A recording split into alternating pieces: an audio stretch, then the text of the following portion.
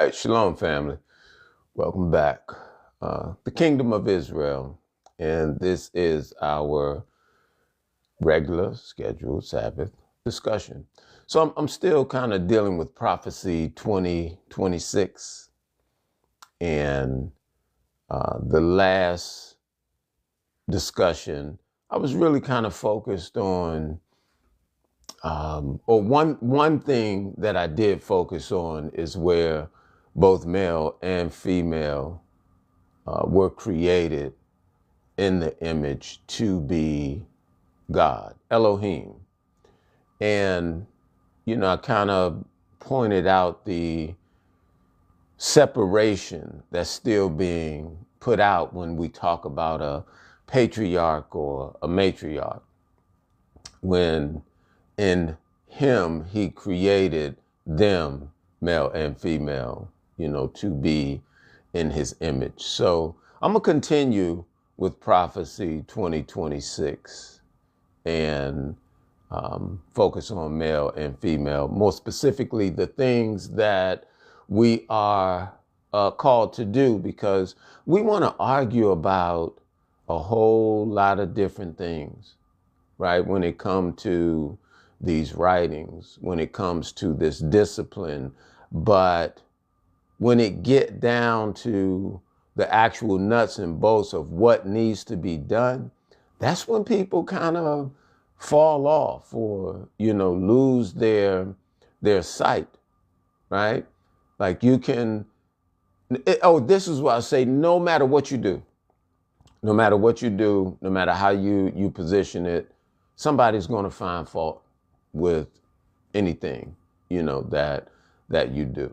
So I'm going to move forward, in our discussion here today. Thank you all for, coming into the live. Make sure, you share the live. I'm going to start off with Micah 7 and 8 as we go into expounding on the roles that also are seen between male and female as we look to rebuild, our families. And then rebuilding our families, it's looking at what are the standards that we're going to live by. What makes us royal, regal, gods, kings, queens, goddess? What makes us that? Just because we say it? No, there's a standard associated with it. And most people want the position, but the standards that are necessary to maintain the position, that's when they start to fall back, because the disciplines are calling, us to change our ways, seeing that we've been inundated in this world of corruption and wickedness. And again, I'll say it like this, and thank you all for coming into the live, but I'll say it like this. This is not for everybody. Everybody is not a part of this calling, you all. There are so many families, out there, heritage, okay? This is for that heritage that is known to be the chosen seed. You have some people, they'll read the books centered around the laws of success and power and, the Gilgamesh epic. They'll read anything and everything, okay?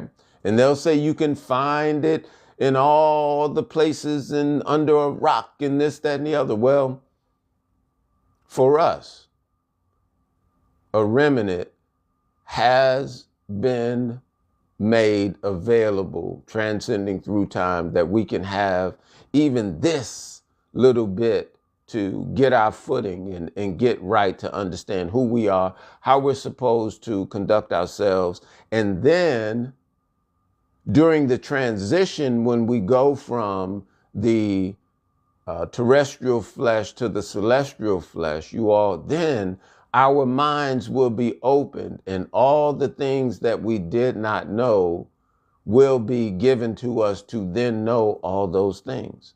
But right now, what's required of us is something a little more simpler. Change your ways. Change your ways. Stop functioning like those, of the like the wicked, like the unrighteous, like the corrupt. Just change your ways.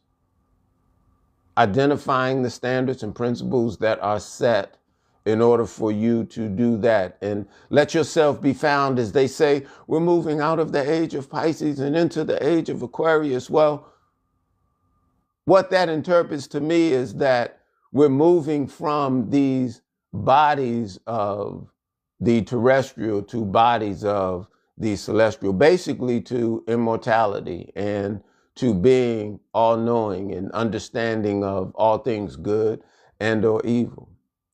But there is a standard. I mean, that's not a responsibility that's just going to be handed out to anybody.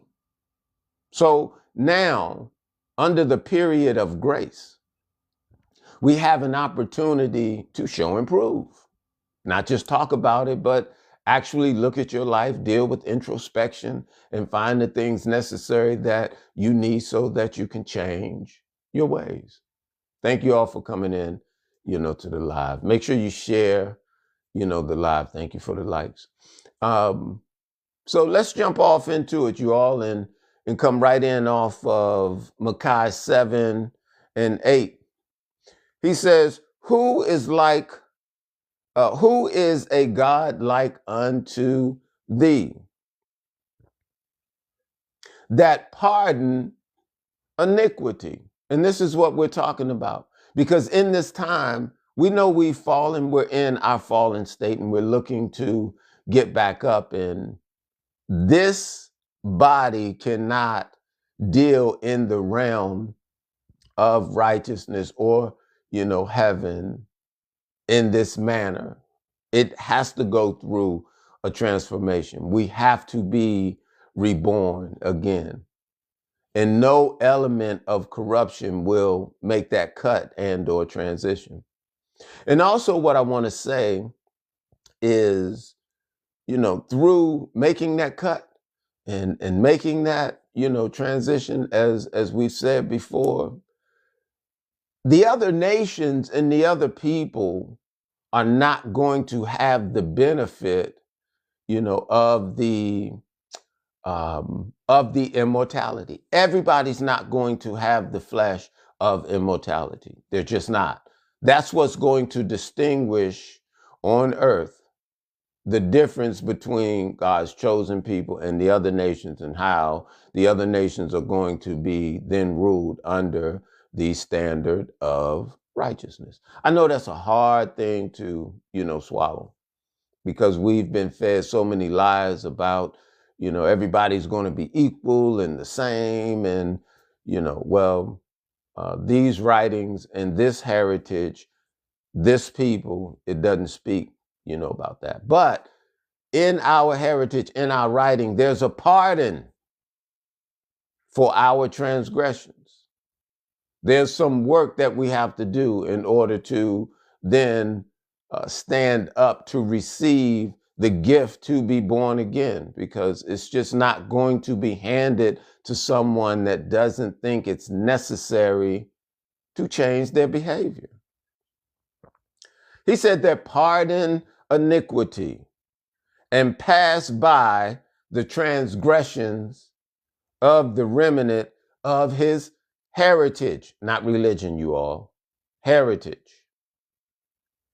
He retained not his anger forever, because he delight in mercy. So the time is coming when the wicked is going to receive their reward, and there will be no more room for mercy. 19 says, he will turn again. He will have compassion upon us, not everybody, but upon us. We have to identify who the us is, because again, there's a narrative, and there's a religion out there that says us is all the people in the world. He's going to have compassion on us. He will subdue our iniquities. But in order for him to subdue our iniquities, it must be acknowledged that we're on a path rehearsing righteous acts to do it ourselves. We're taking initiative, not just sitting back waiting and saying, oh, well, we're in the age of Pisces and we're going into Aquarius and I'm a god and, and then poof, something magic is going to happen. Man, yeah, later for that. Later for them. They too will receive their reward. Okay? And thou will cast all their sins into the depths of the sea, meaning it will not be remembered what we had done in the falling state, because we made a commitment to change our ways, and we wouldn't let anything move us off of that commitment to keep finding righteous practices and things that would root or pull evil up out of our life like a weed. Thou will perform the truth to Jacob. To Jacob, not Ishmael, to Jacob, not Cush, but to Jacob, not to all the people. This is very specific, although in the religion they really want to overlook this factor. To Jacob, and the mercy to Abraham, which thou hast sworn. He didn't make that promise to everybody. This is hard to take, because male and female created he them to be the gods on earth. And some folks don't like what that looks like. Who he's actually chosen to be the head and the leaders of a new world order, of a heaven on earth, of peace. Because we've been down for so long, it's really hard to believe for a number of people that we are that people. Now, mind you, the family is like a speckled bird. I get it. I understand it. But he tells you beyond a shadow of a doubt who's going to be at the head of the family. And for a number of people, just the looks of it, it's a problem. But for those who cross over and for those who understand, that envy will be removed. But that's the thing about the testimony, meaning the prophecy.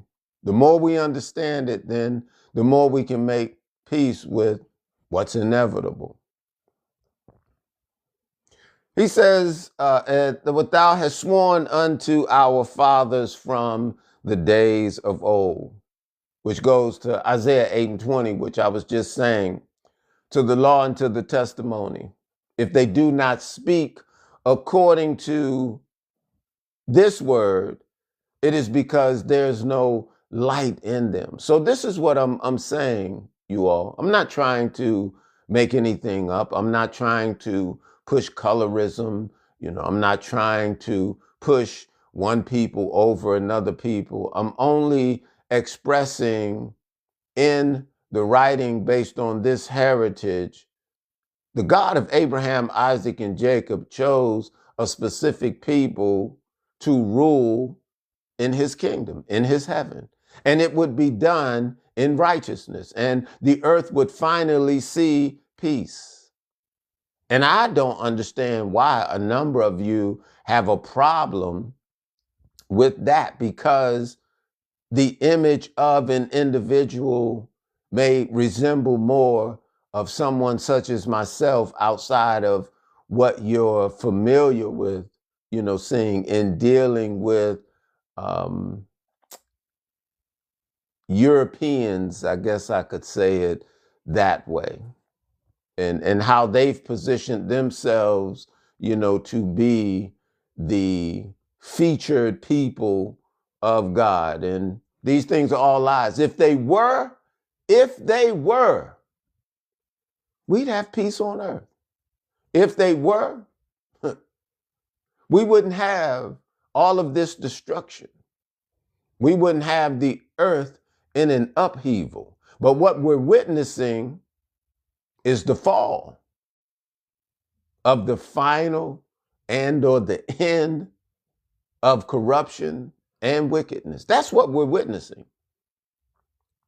And you all should be elated that we're at a turning point. You should be praying for their end and for the collapse of all corruption, that we can finally get to some peace, no disease, no illness. Now, I know for a number of you, you're like, that's preposterous. But when things are in its divine order, health, wellness, longevity, these are the standard for the day. But because we've been so corrupt by what things have been positioned before us, the short time that we've been here on this planet, it's like a number of these things kind of seem or sound like fairy tales. Ephesians 5:1. He says, "Be ye therefore followers of God as dear children." So again, I tell you, terminology such as God, Lord, and Jesus, for a number of people, these are stumbling blocks. So when you look at terminology like God, Lord, and Jesus, think about its functionality and/or its purpose. Be followers of God. Be followers of the law. Be followers of righteousness as dear children. We have to understand what that means. We're not following another individual. We're following a standard, a system of things that's designed to position us to where we're in sync with, as you all like to say, the universe. We're in sync with everything. Everything is functioning in pristine order, performance. We're not used to that. We don't know what that looks like. So we question it. Luke 12:44. Of a truth, I say unto you, that he will make him ruler over all that he hath. This is what we're coming to. Right now, we see who's ruling over everything and how they're running it in the ground, but a shift is taking place. Daniel 7:27, he says, "And the kingdom and dominion and the greatness of the kingdom under the whole heaven shall be given to the people of the saints." We have to identify who this people is, because someone is bent on distorting the truth and making this people be anybody and everybody. But the Creator is sure with respect to who he's put his hand on to do this thing.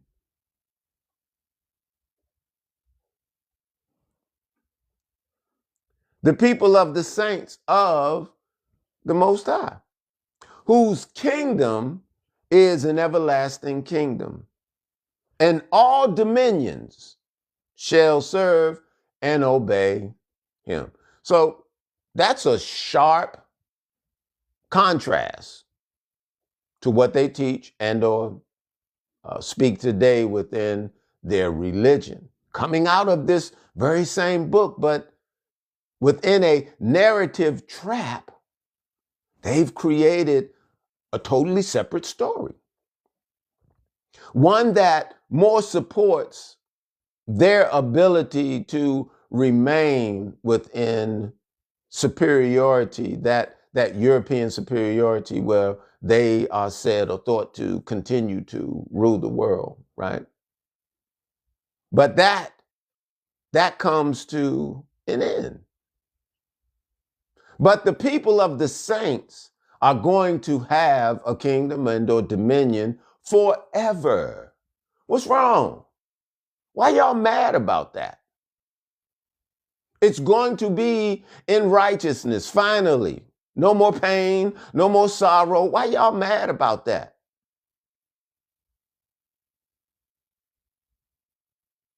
Why you upset? Because the people that have tore it down and, caused so many to suffer an oppression that they're going to be removed from power. Why y'all mad about that? A number of you.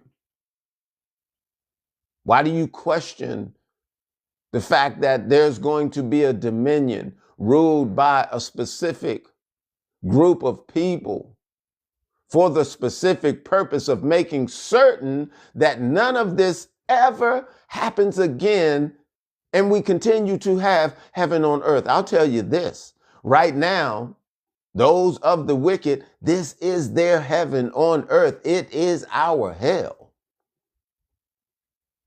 But it's changing. If you understand the signs and you see what's going on. He says, shall be given to the people of the saints of the Most High, whose kingdom is an everlasting kingdom, and all dominions shall serve and obey him. Genesis 1:27. This is what I'm getting to. This is going into the image that we see above my head, the family structure, and why it's not about a matriarch, why it's not about a patriarch, but it's about understanding how both male and female have to be one,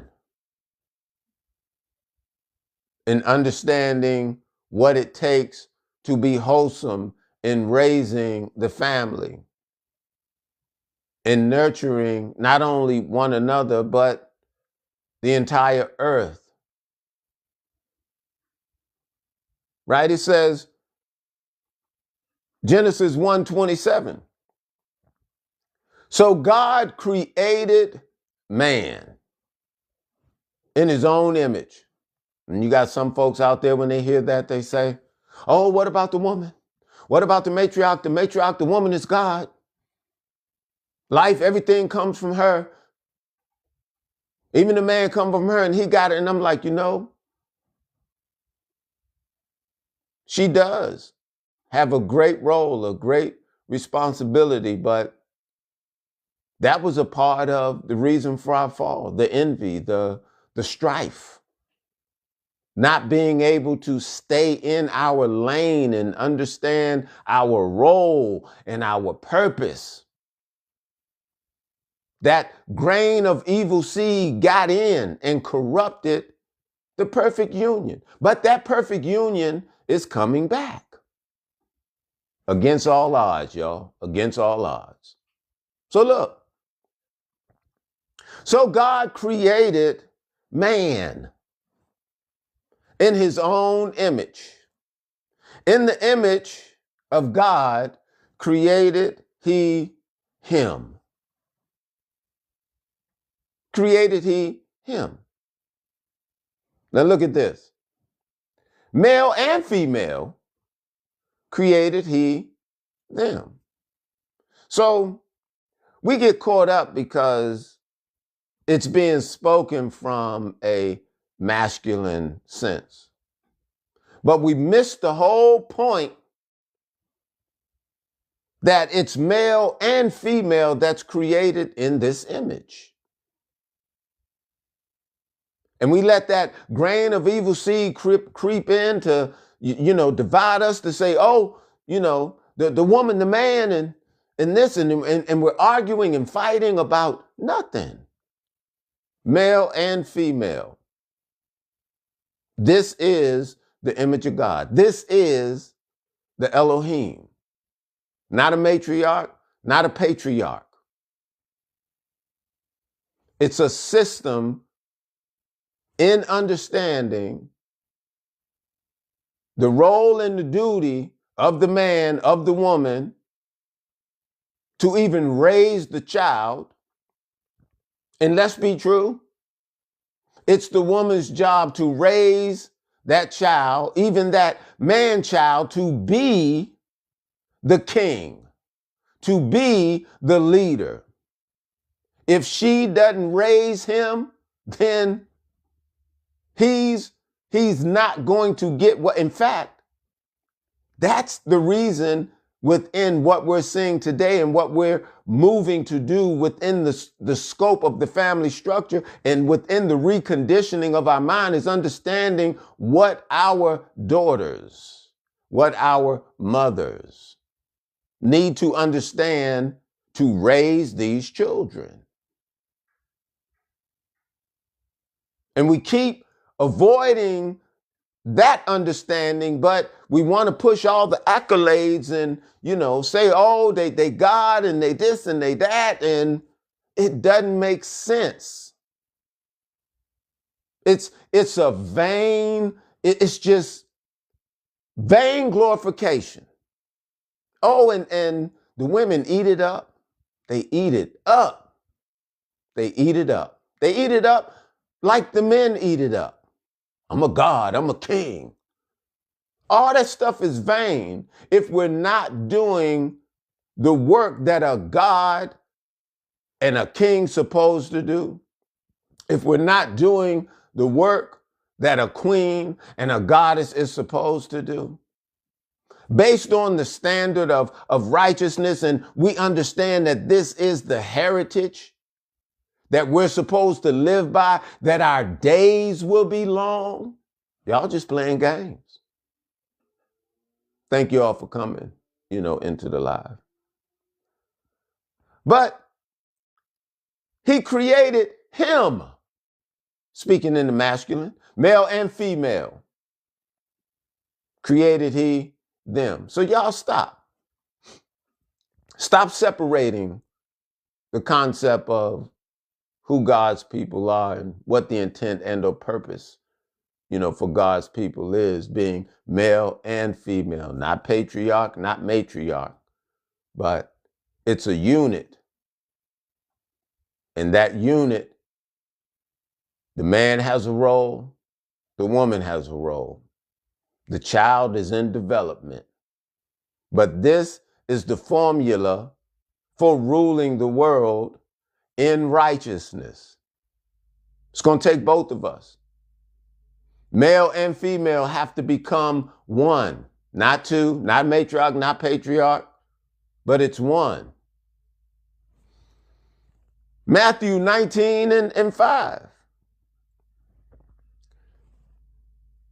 For this cause shall man leave father and mother, and shall cleave to his wife,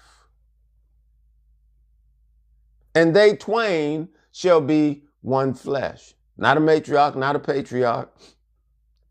One flesh.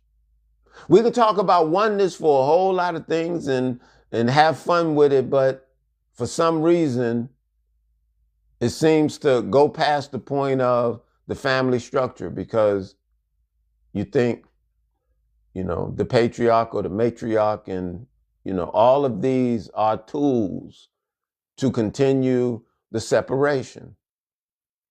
Let's just have respect for who we are, understanding in being one, the duty and the role within the family structure, and have respect for that. Isaiah 9:6, for unto us a child is born, unto us a son is given. So right here, someone is envious. Why is it a son? Why it can't be the daughter? Listen.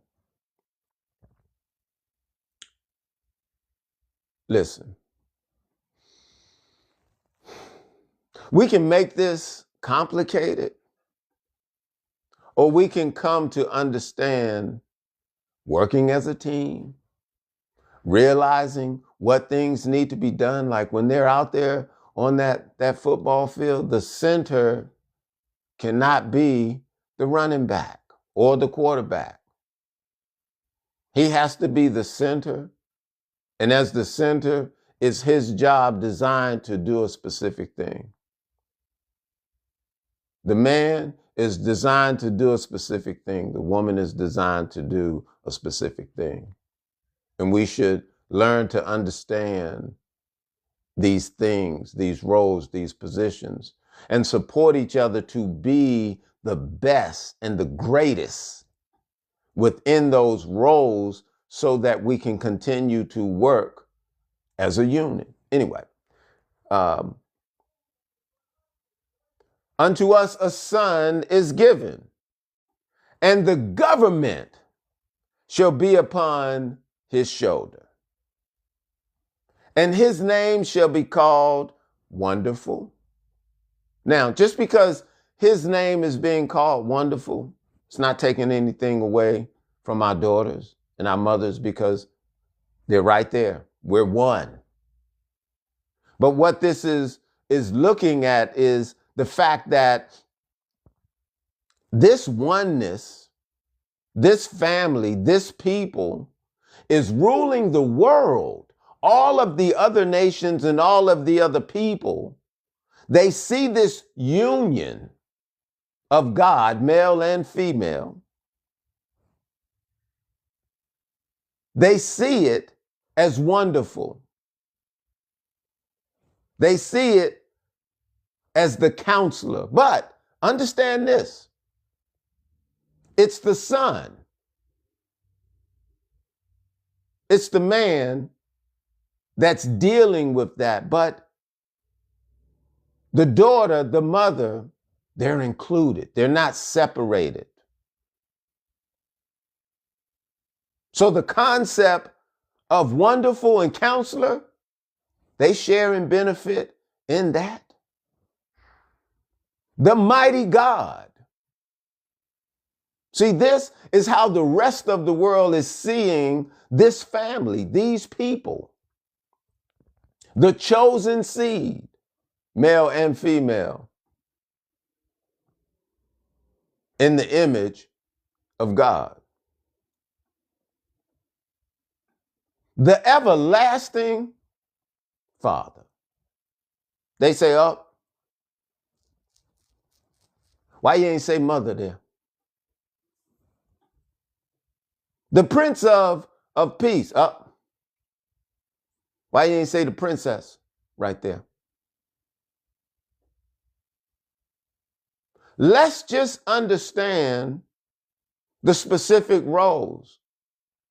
For there is the father just as there is a mother. There is a prince just as there is a princess. But let the man do what he need to do. Mother, daughter, build him up so that he can be successful.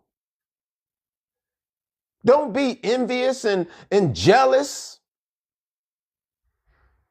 Look at your work and understand how important it is for you to raise this family, the foundation. You put him out there to be recognized, to manage, to maintain, because if you don't give him what he needs, he fails.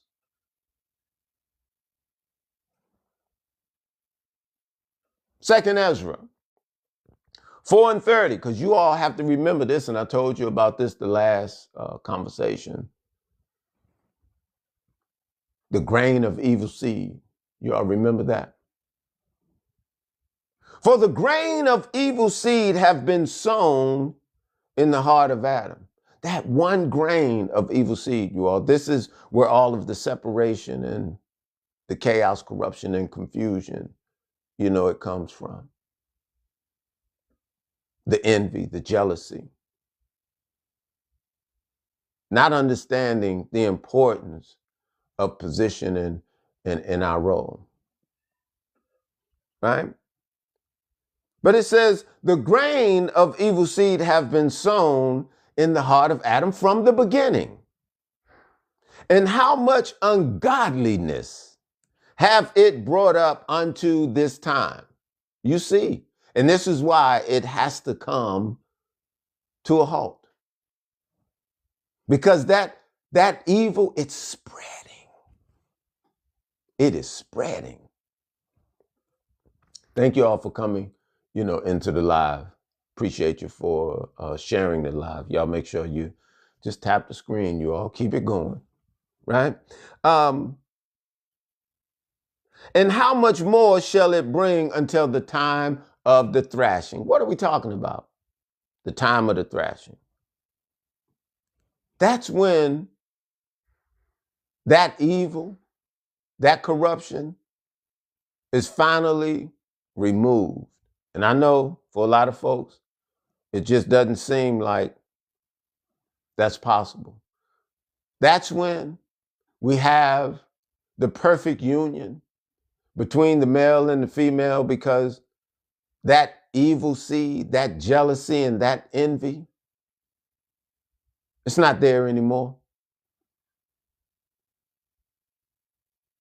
Look at this, Matthew 13:31. Thank you all for coming into the live. Appreciate it. Y'all share, put the live out there.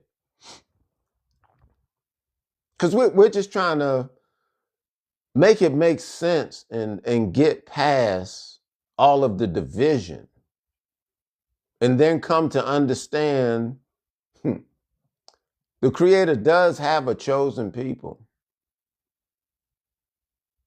And it's a family. Anyway, Matthew 13:31. Another parable put forth unto them, saying, the kingdom of heaven is like unto a grain of mustard seed. So we had a grain of evil seed, and then we have a grain of mustard seed, which man took and sowed in his field, which indeed is the least of all seeds, talking about that mustard seed. But when it is grown, it is the greatest among the herbs, and become a tree, so that the birds of the air come and lodge in the branches thereof. So even as you look at us in this fallen state, when we stand up, the entire earth will be balanced on our shoulders. We'll be able to provide the necessity for all of humanity in righteousness, removing evil from the world. Now, that's not something I can do, but that's understanding as we go through this transition again, as you all say, oh, we're coming out of the age of Pisces and we're moving into the age of Aquarius. Well, the age of Aquarius would be speaking to total righteousness, the end of corruption, if you want to use those as markers to try to help you understand the transition that's coming to be born again, to come from the terrestrial flesh to the celestial flesh. And who is going to benefit from the celestial flesh? That's going to be a distinguishing character and a marker that sets one chosen people from the other people. Otherwise, the other people might feel like they have an advantage and they want the seat. But we're going to find right here in these writings where the advantage is given to this people to maintain that advantage, and no one's going to be able to move them from that position. And I know, again, this seems difficult within the things that we've heard or we've come to understand how the world is today. We just can't perceive a world of righteousness forever, because all we know is hurt and pain and the destruction. And so we can't fathom the flip side, of that, a number of us. Isaiah 9:7 says, of the increase of his government. Right now, this government is not increasing. It's imploding. But for the world of righteousness, the increase of his government and peace. Y'all ain't never seen peace. We don't know peace. This is why we need to be praying for the transition and the end of all the corruption. Y'all pray with me. For the end of all the corruption. For peace. For a world in righteousness. There shall be no end to that government in righteousness and in peace. Upon the throne of David and upon his kingdom, to order it and to establish it with judgment and with justice from henceforth forever. This is what we're talking about: justice, righteousness, forever. I think this is what a number of us have been saying we want. Oh, you upset because it's called a throne of David? Why do we get caught up in so many semantics, not understanding the underlying factor? Do you want peace or not? It just so happened to be written based on the throne of David. So due to your short time in life now, you got a problem with this. But yet, it's bringing in peace, justice for all people. Peace and justice. Not equality, meaning all people are going to be equal, but all people will be dealt in peace and with justice. No corruption. Without respect for person. You won't get the Epstein treatment. They won't overlook your crimes.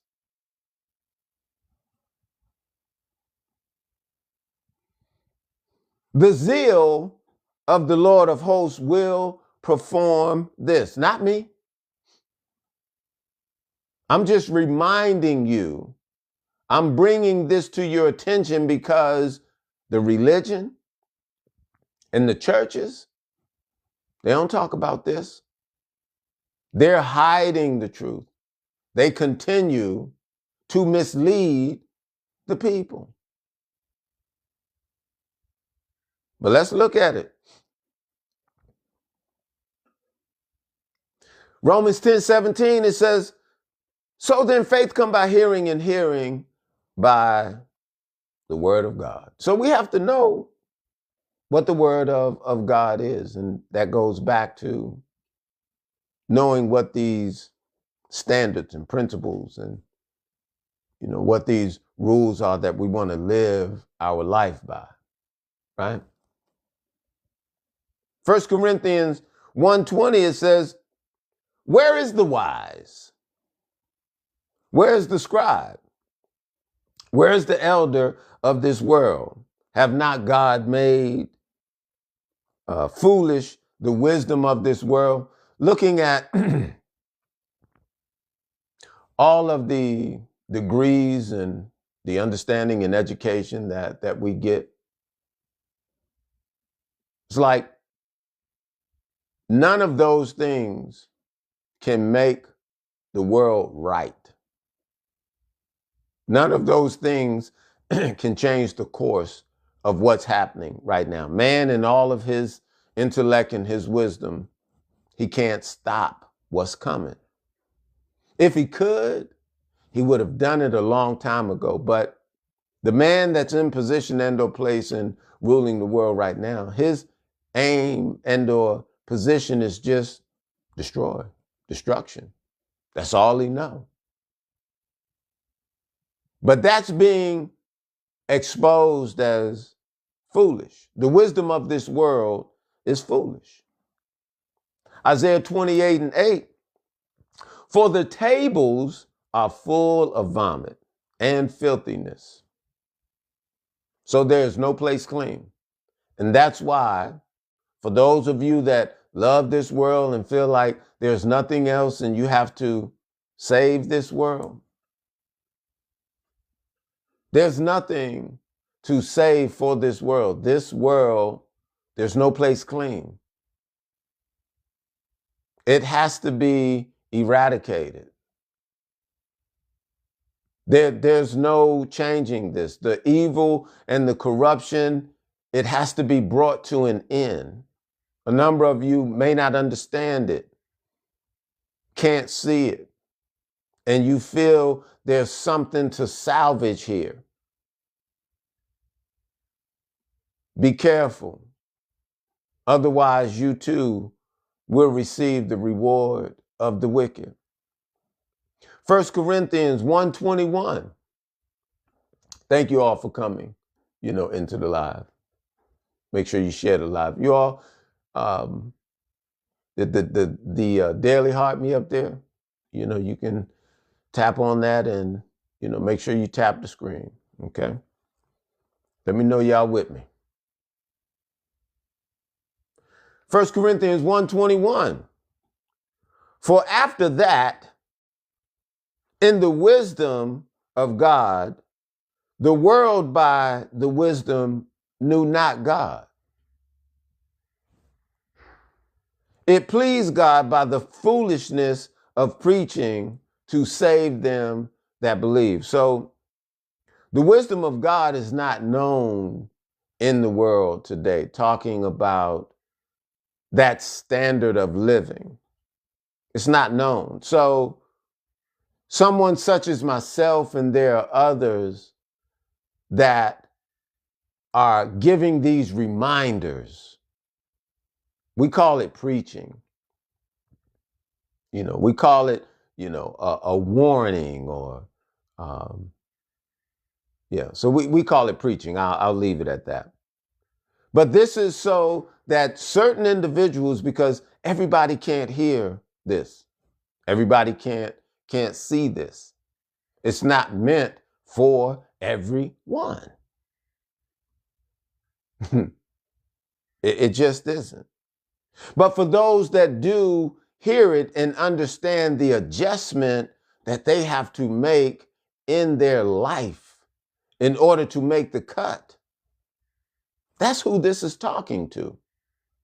Because the wisdom of God is not in the world today. People's ears are tuned to something else. Right? Let's see. I think I just had a power surge. All right. Isaiah 28:9. Okay, I think I'm still going. I just had a power surge. Okay. Isaiah 28:9. Whom shall he teach knowledge? Because we just got finished saying that the knowledge of God is not in the world. So how do we get this knowledge and understanding? It's not something that is for everybody. So whom shall he teach knowledge? Because they tell you you can get it through hermeneutics, or there's a motivational speech, or they tell you you can get it under a rock. I mean, they tell you you can just get it if you go inside yourself. I mean, people have all types of ways, and they say things and it sounds good to a number of people, but some of us, we like structure. We like order. We like putting things to the test to make certain that they stand up. Whom shall he teach knowledge? And whom shall he make understand doctrine? Them that are weaned from the milk and drawn from the breast, meaning you're ready, you've grown up, you can now do this. He said, for precept must be upon precept. You all, that's why week in and week out, you see me going from one verse to another verse. This is, the precept upon precept, because he said, if you want knowledge, this is how you get it.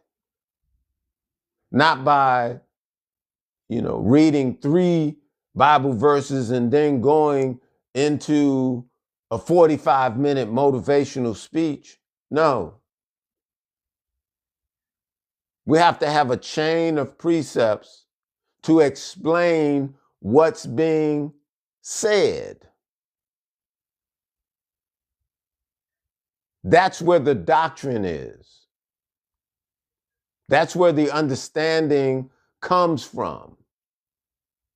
This is where eyes can be opened and ears, can be open to hear. As he says, faith come by hearing, and hearing by the word of God. It's through the continued precepts.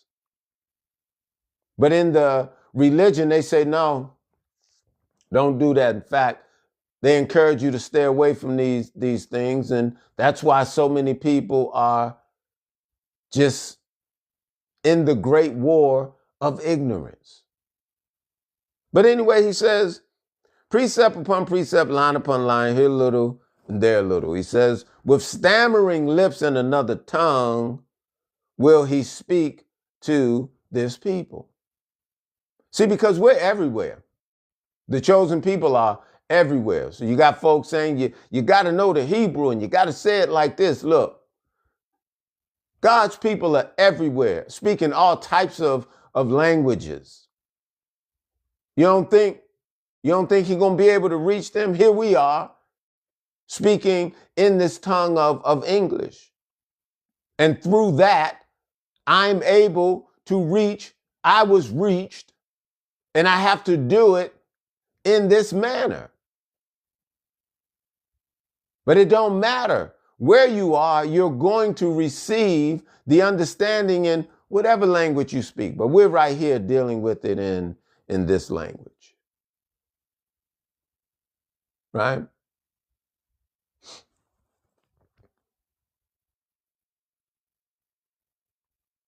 To whom he said, this is the rest wherewith they may cause the weary to rest.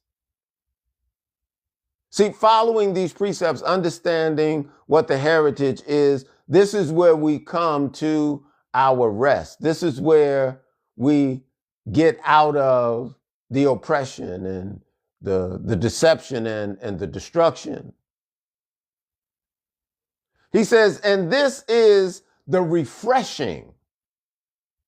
So coming back to our heritage, coming back to the truth within these standards and how we're supposed to live our life, this is refreshing. He says, yet they would not hear. And that's the struggle, because so many have been indoctrinated through religion.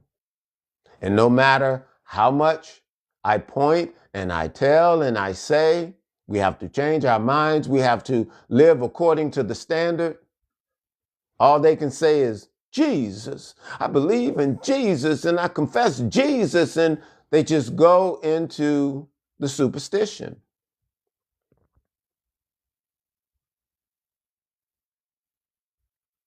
And again, that word sound, Jesus, that's just a stumbling block for a lot of people. Not looking at what was the intent of Jesus. He left an example for you to follow that you should sin no more. That's what you should be focused on. Not thinking you're going to chant his name in some melody and or song and that's going to miraculously get you into some love fest with everybody in the world, and it's crazy. But if you want to understand doctrine, if you want knowledge, he said we have to do this precept upon precept. And that's the issue. Most people hate instruction. The instruction that's given to us. You hate the instruction, but yet you go with the foolishness, the foolish wisdom of this world. Appreciate you all for coming into the live. Daniel 2:44. And in the days of these kings, right? Looking at right now, and all of this corruption, these kings. And in the days of these kings shall the God of heaven set up a kingdom. This is what's happening right now as their world is crashing. The kingdom, the true kingdom is being established in righteousness. I hope you don't have a problem with that. Looking at how things are being done right now in wickedness and corruption, we're looking to establish it in righteousness. I hope you don't have a problem with that.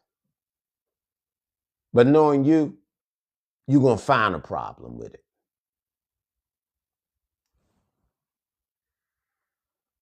He says, shall set up, the God of heaven set up a kingdom which shall never be destroyed. That's hard to get. And the kingdom shall not be left to other people. That's hard to get because we've been told and or trained so many other things through their religion, through their concept and understanding of things, which it's not real.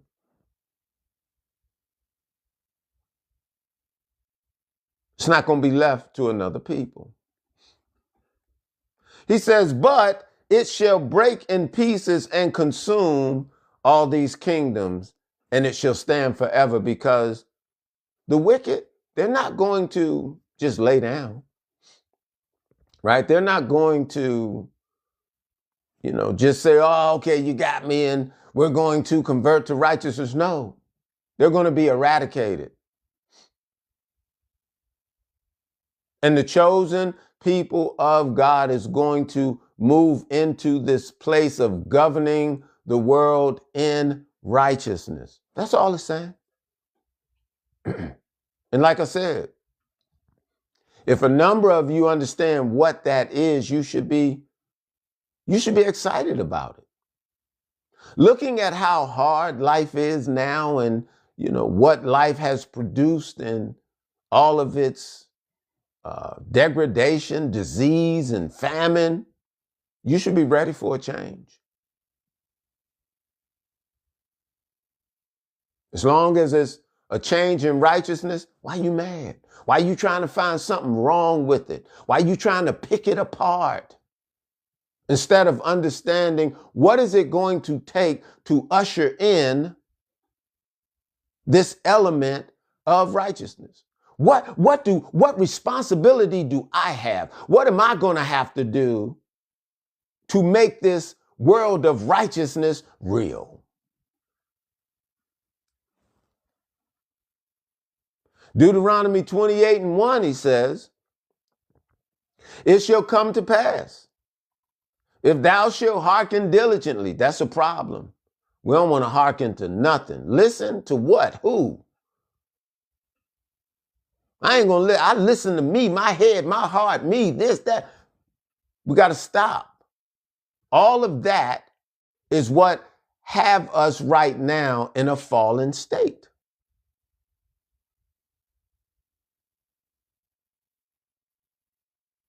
A number of you I know, you think you can do it. You don't need nothing, nobody.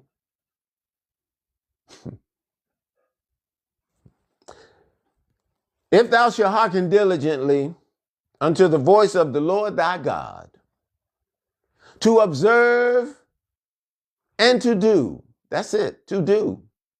Not only are you looking, studying, reading, you're observing and you're doing all his commandments. Right? So we run into confusion with that right there because we say, oh, what are all the commandments? Oh, where are they? There's 613 and, this, that. Y'all stop. The wisdom of this world is foolishness.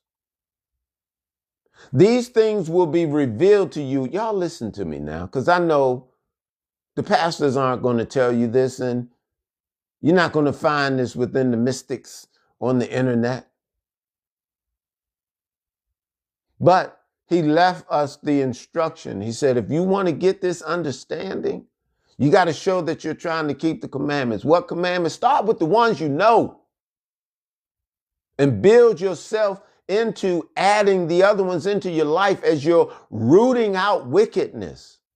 You have to make the determination or the commitment that you're going to start. No, you're not going to start by knowing all of the commandments. Start with the ones that you know.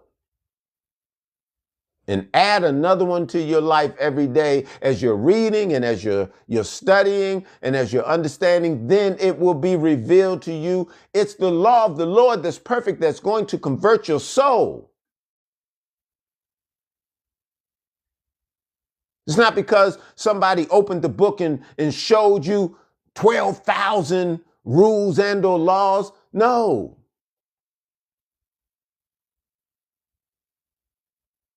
You have to show yourself willing to learn these things that they can be revealed to you. Otherwise, you could read the book all day long. And that's what so many people have done, and they have no clue what it's saying.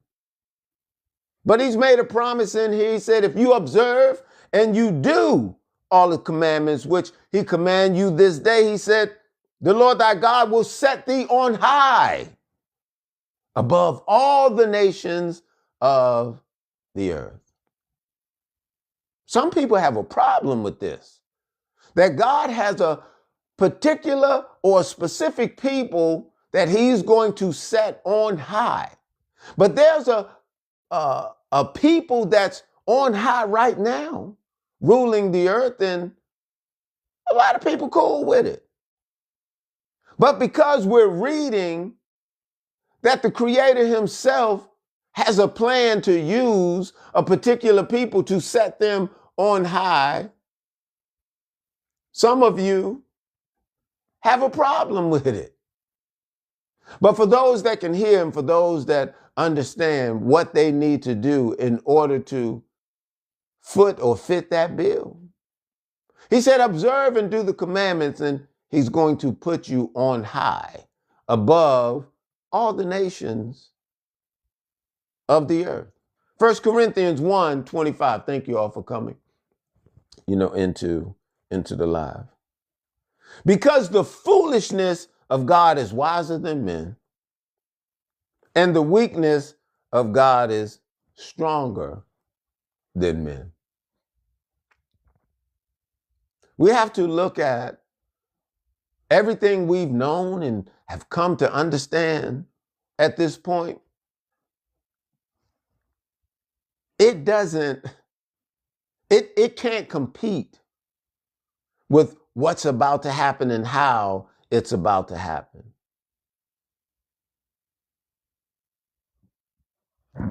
The confidence we put within the corruption that we've been given, it's insane.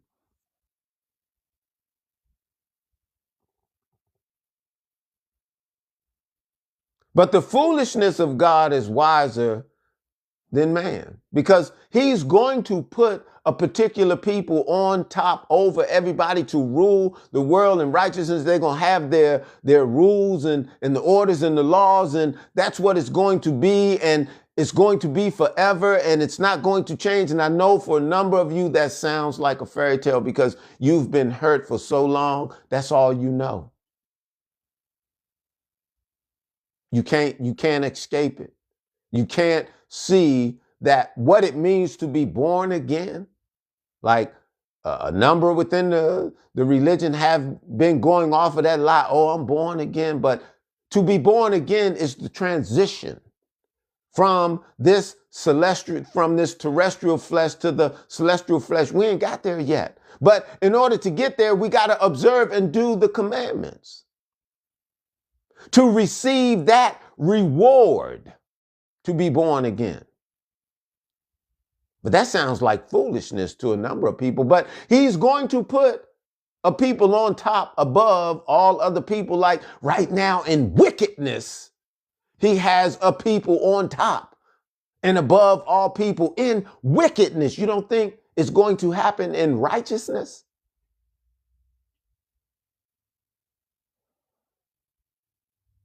Psalms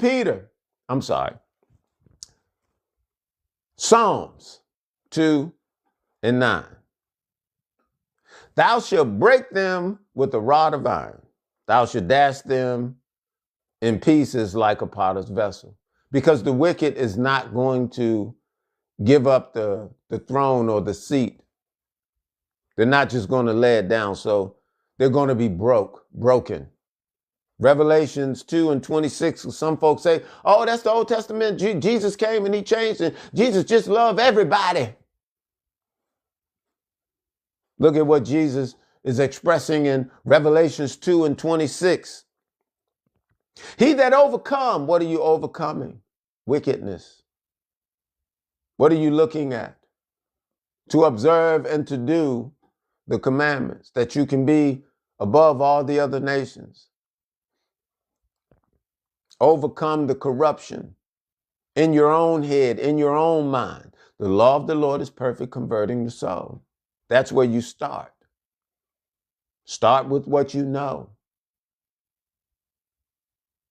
Add a principle and or standard to your life every day. If you find 3 a day, add 3 a day. This helps you to rehearse the righteous acts. This helps you to strengthen your constitution. Stop looking for a quick fix and just get into it based on where you are, based on your makeup and who you are, and learn. Show yourself to be worthy in that manner. At least you've made the commitment to yourself that this is what you want more than gold. And should that twinkling of an eye time come, the fact that you made the commitment and you've applied that one change in your life, that may be all that's required based on how you just made the cut. Somebody else may have been in for 30 years and they're saying, well, I did all this and all that. Well, the grace and the mercy don't look at it like that. From the first to the last to the first, it's going to be seen as the same. The point is, will you make the decision? Will you in your heart make the commitment to change your ways? And not make it up, but observe and do the commandments. Learn what they are that you can be clear. Oh, okay. I understand I'm going to dress this way. I'm going to eat this way. I'm not going to do this. And, I'm not, going to have boyfriends and girlfriends, but we're about creating family. There's a standard. We have a heritage a way of life. We have customs and traditions that's way different than the wicked and their corruption in this world. You just got to get reacclimated. But here, he that overcome, this is what Jesus said, and keep my works until the end. What works is he talking about? Observe and do the commandments that we just read in Deuteronomy 28:1, that you can be put above all the rest of the people and or nation. My works until the end, he said, him will I give power over the nations. He shall rule them with a rod of iron, as the vessel of potters. Shall they be broken to shivers? Same thing. You all is just saying this change, peace, it's going to come first by eradicating, removing the wicked. Even as I received of my Father. Daniel 4:17. This matter is the decree of the watchers. Those of us that study the prophecy, testimony. And the demand by the words of the holy ones. We only speak and or deal with what's written because this is the will of the Father. The intent that the living may know that the Most High rule in the kingdom of men and give it to whomsoever he will. This is why the wicked have been in position and or place for his intent, purpose, and or reason. Don't get lost. Don't create confusion. Just come to understand for an intent and or purpose, this was done, but it's only for a short time. He put the earth in the hand of the wicked. They didn't do it of their own might, of their own power and will or way. This is a masterful plan. He set up over it the bases of men, talking about this world, the kingdom of men, and he give it to whoever he will. He set up over it the bases of men, and that's what we have right now, the bases of men. Job 9:24. Thank you all for coming into the live. Job 9:24, he tell us, the earth is given into the hand of the wicked. Why? Why, y'all? Why? Why? Why is it given into the hand of the wicked? One thing is just to show us that grain of evil seed that was in Adam's heart. It's just to show us how terrible that can be, and we'll have the record.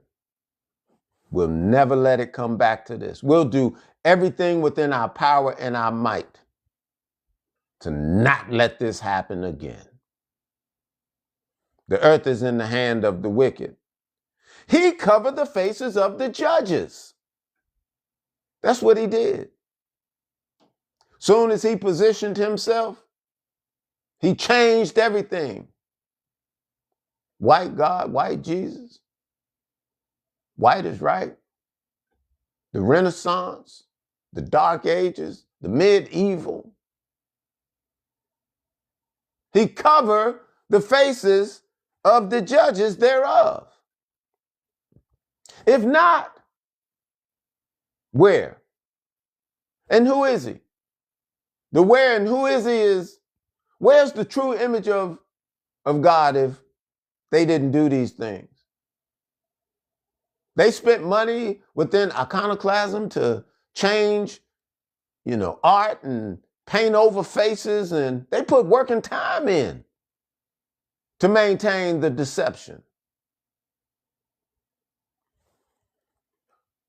These writings are real. This testimony, this prophecy, being able to track it or being a watcher and studying it and understanding the prophecy, you all, this is real.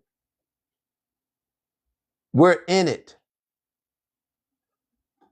Yeah, God is a spirit, and that spirit is the word. And those words are what we use to elevate ourselves above the corruption.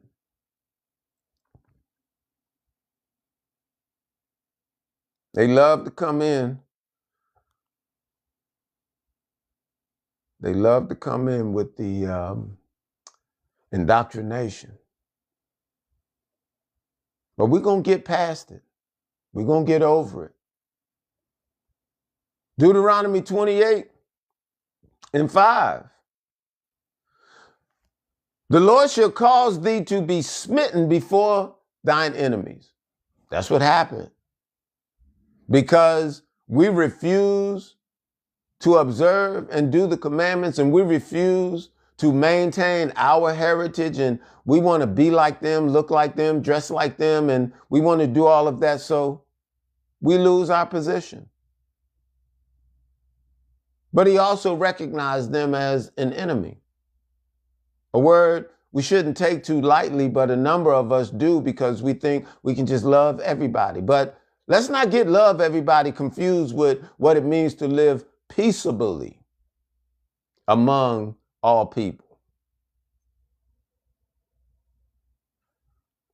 The Lord shall cause thee to be smitten before thine enemy. Thou shalt go one way out. Thou shalt go out one way against them and flee 7 ways before them, and shall be removed into all the kingdoms of the earth. That's what you all call the diaspora. But this happened for real to God's chosen people. We're everywhere. And because we're everywhere, we've not yet come to the point of being together to where we can be unified, but it's happening. This conversation is a part of that regrouping. You can be indoctrinated all you want. You can believe the lies all you want. Everybody is not a child of God. I'm just telling you. Although we have to live peaceably with all the people here on the earth. Love is a standard based on the law. It's not something centered around how you make me feel. Let me keep going, because we're almost done. Jeremiah 2:5. Thus saith the Lord, what iniquity have your fathers found in me? Because he chose us to be his people. He gave us the way to live our life, and we turned our back on it. We wanted to be like the other nations and the other people, and he said, okay, I'm going to let you experience that because I want you to be the head, but I'm going to teach you a lesson. How many of your parents ever taught you a lesson? He said, I'm going to teach you a lesson. I'm going to let you go, and I'm going to let you deal with them, but I'm going to let them punish you. I'm going to make them punish you because you've disrespected what I've positioned for you, what I've given you. You want to stomp on it and trample? Okay. I'm going to punish you. But it's a temporary punishment, you all. He says, what iniquity have your fathers found in me, that they are gone far from me? We went chasing after the other nations and have walked after vanity and become vain. See, we're getting ready to come up out of the nonsense. Not everybody. A lot of people can't stand to hear this. A lot of people are rather agitated, aggravated, and disturbed by this. But God said his people, his sheep, he said they would hear his voice. So I'm just going to keep speaking. I'm going to keep pointing out the precepts. I'm going to look at it, how he said, who is he going to teach knowledge? Those, who is he going to teach knowledge and make understand doctrine? Those that are, drawn from the breast, and you no longer have need for milk. But we have to go precept upon precept. That's how you hear it. That's how you get it. 1 Corinthians 1:26. For ye see your calling, brethren, you see your calling, how that many wise men after the flesh, not many mighty, not many noble are called. So all of the great folks with all the money and all this, they're not called. They're not a part of this. The mighty, the noble. I mean, they love this world. They're not going to side with you or me to watch all of this come to an end because they can't be famous no more. They will not have the luxury to feed their lust anymore. So they would be against you. Isaiah 4:20. Thou should not be joined with them in burial, because thou hast destroyed thy land and slain the people. The seed of the evildoer shall never be renowned. Anybody going to remember this? Remember them? Look at what they did to the land. We're not going to be associated with them. It's going to be a great divide. I know this is hard for a lot of people to accept and understand. Habakkuk 2:12. Woe to him that build a town with blood and establish a city by iniquity. Look at what it's saying. And we know they've built these countries and cities and places. They did it by taking innocent lives. They did it in sheer iniquity. He says, woe. Isaiah 14:21, he said, prepare slaughter for his children. See, this is justice. This is revenge, a righteous revenge, y'all. Because, they've sold you a warped religion. You're like, no, I don't have nothing to do with that. Well, I don't have nothing to do with what's going to happen either, but I'm just reading it, giving sense to what to expect. If God changes his mind, God changes his mind, but there's nothing here that says he's going to change his mind. Otherwise, he would be seen as a liar.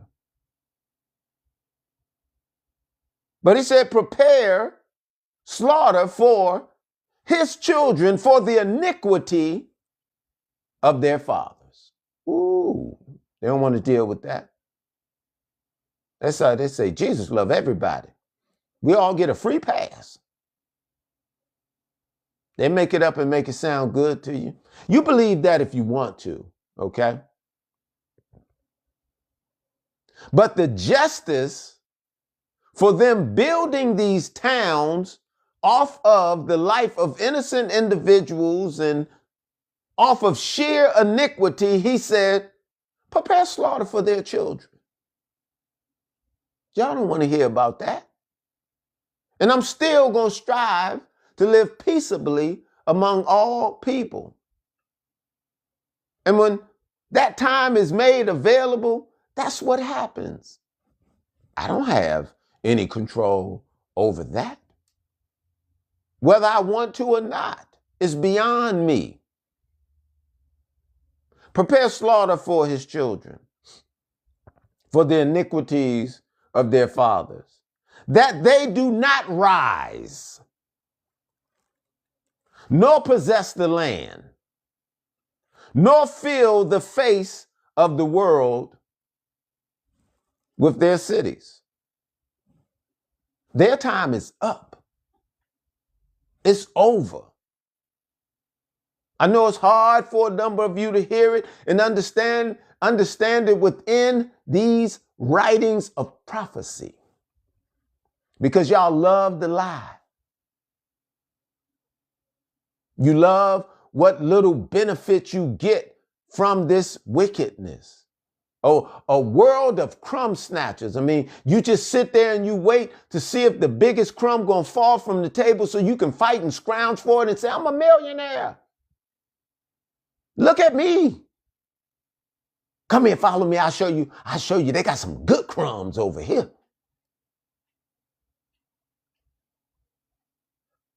Then you deserve the reward of the wicked.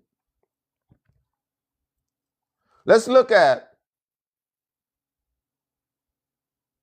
Nahum 3:1. Woe to the bloody city. It is full of lies and robbery. Come on, y'all.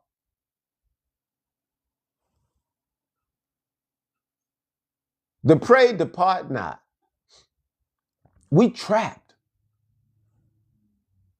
in a city full of lies and robbery. Come on, y'all. Habakkuk 2:13.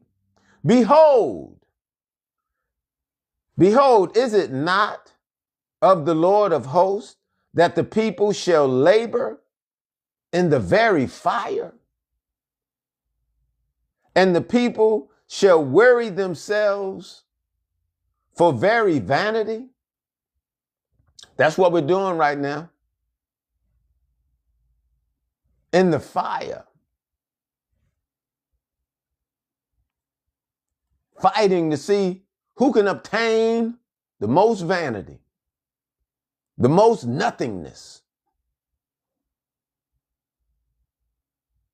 Psalms 104:35. Let the sinners be consumed out of the earth. This is what I've been talking about.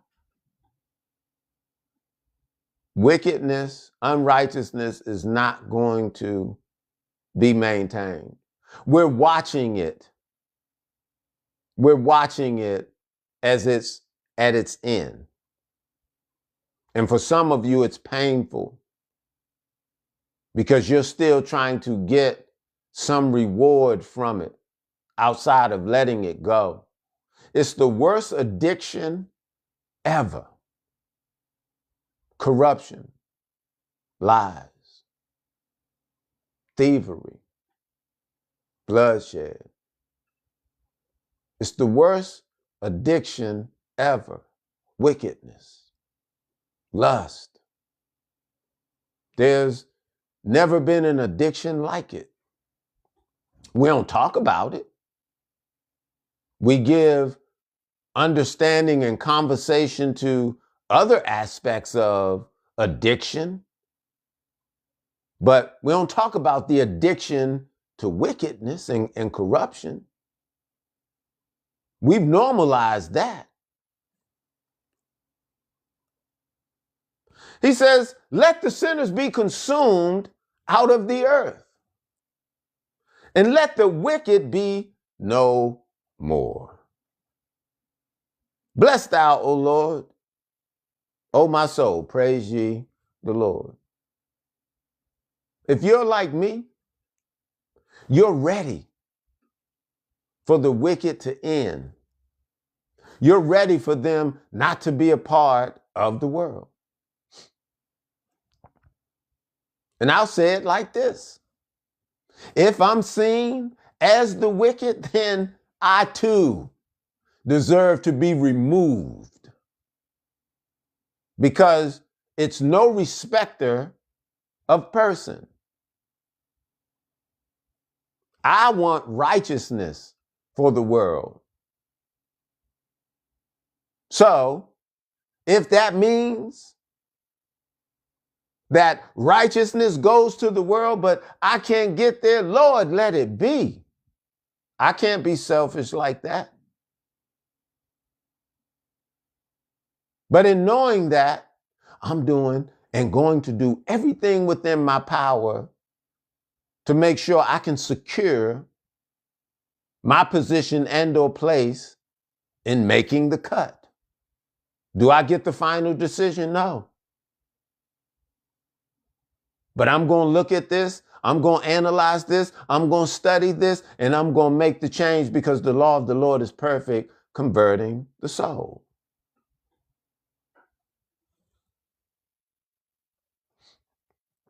Habakkuk 2:14.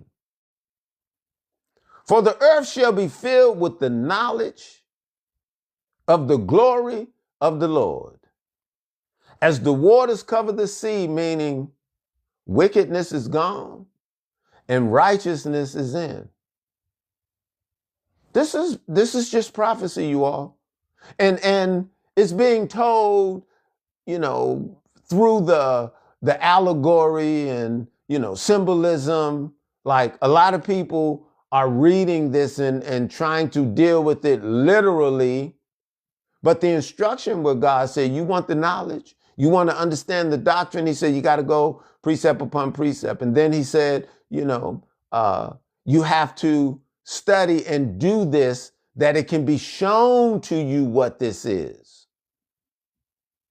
So I'm just right now trying to make it make sense within the way we talk today, that you can understand what's being expressed for male and female. Elohim. Those that are the God on earth that's responsible for this righteousness that's coming in. Because we've all been touched by the evil seed. But we have a grace period to eradicate and or to position ourselves to be born again, that we can receive the celestial flesh,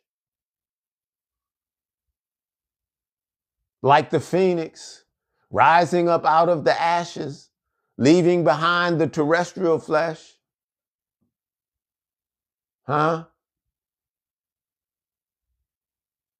Immortality.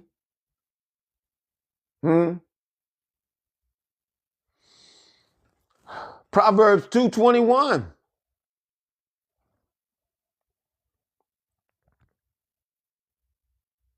For the upright shall dwell in the land, and the perfect shall remain in it. No more corruption. The upright. Not only are the people going to be healed, but the earth itself is going to be healed. Thank you all for coming, into the live.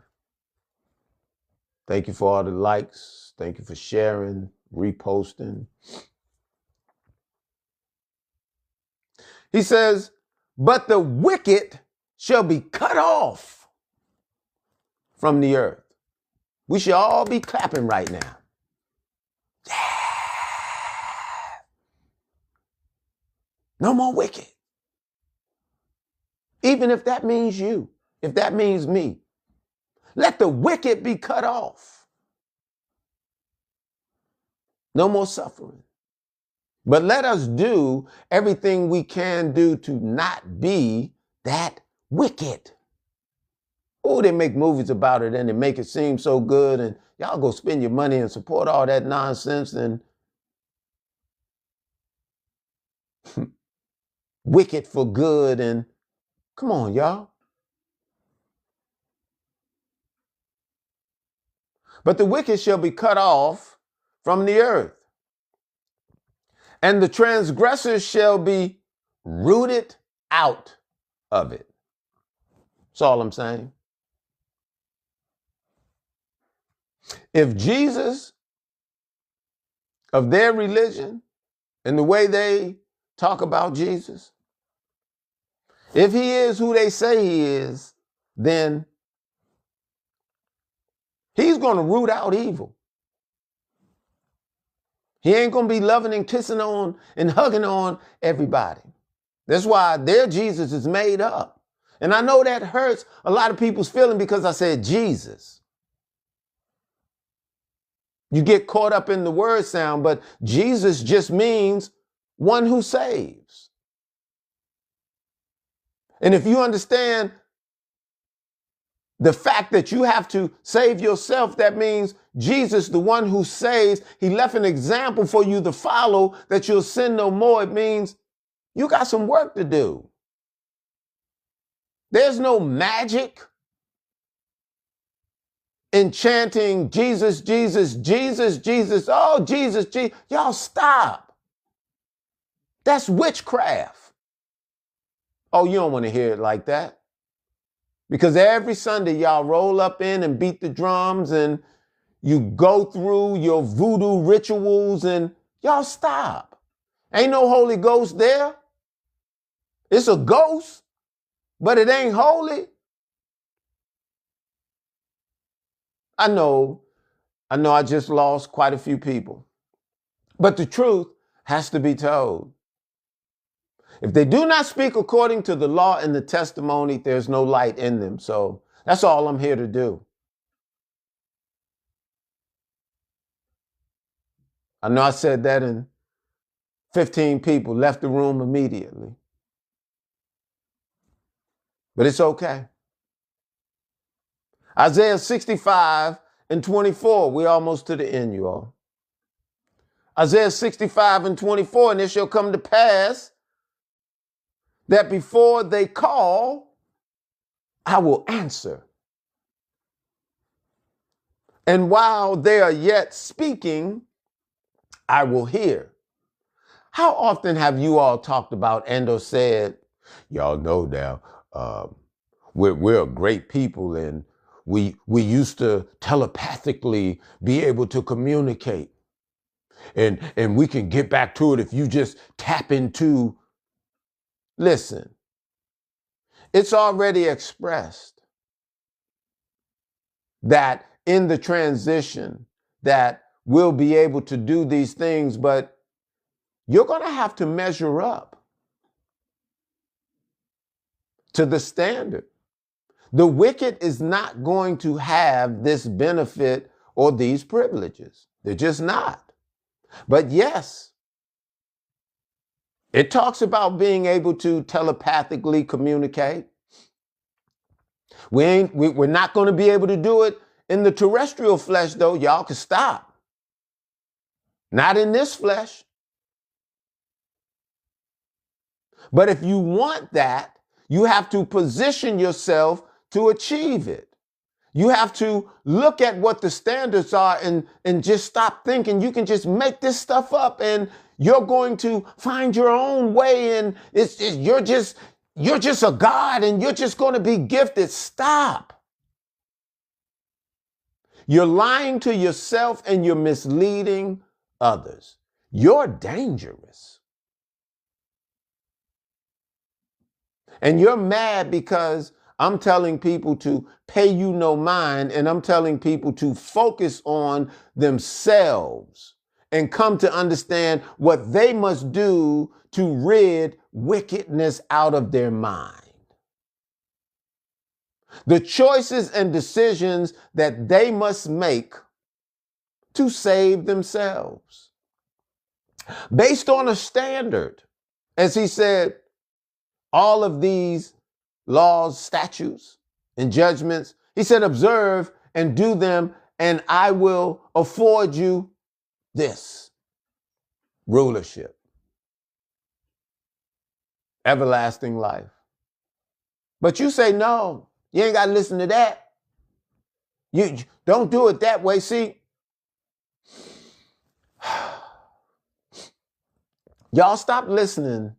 Stop listening to these people that do not have a standard. And when you ask them what's their source, they can never take you to their source. They'll tell you, it's this, it's that, it's you, it's in your head, it's this.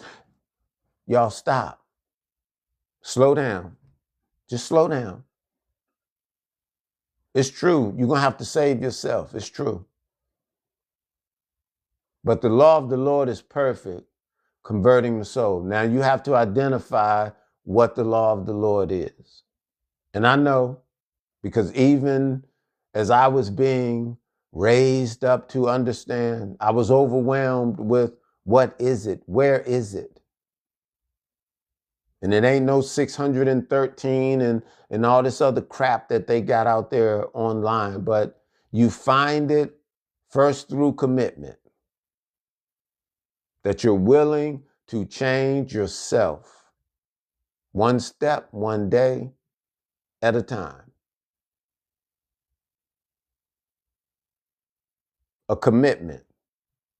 And then it'll be revealed to you. But through the course of the commitment, then you'll be challenged to see, do you mean what you say? Or will you keep accepting wickedness?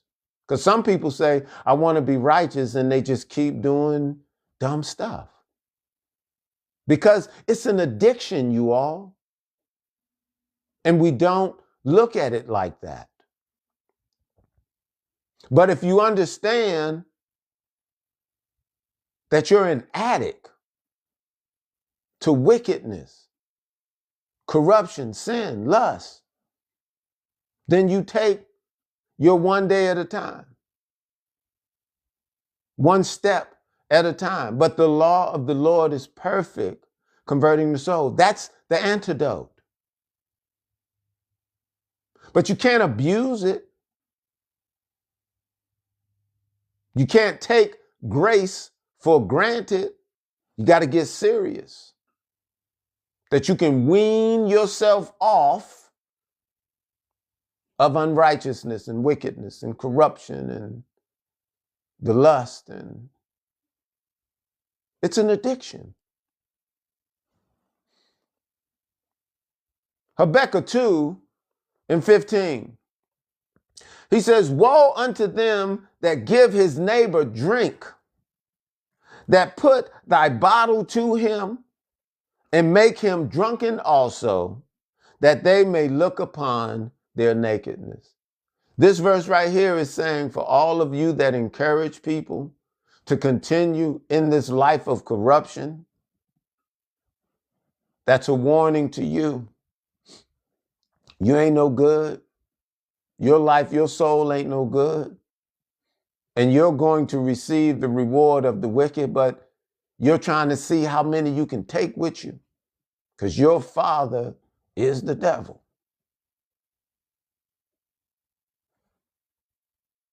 Nahum 3:4. Because of the multitude of whoredoms, of the well-favored harlot, the mistress of witchcraft, that sell nations through her whoredoms, and families through her witchcraft.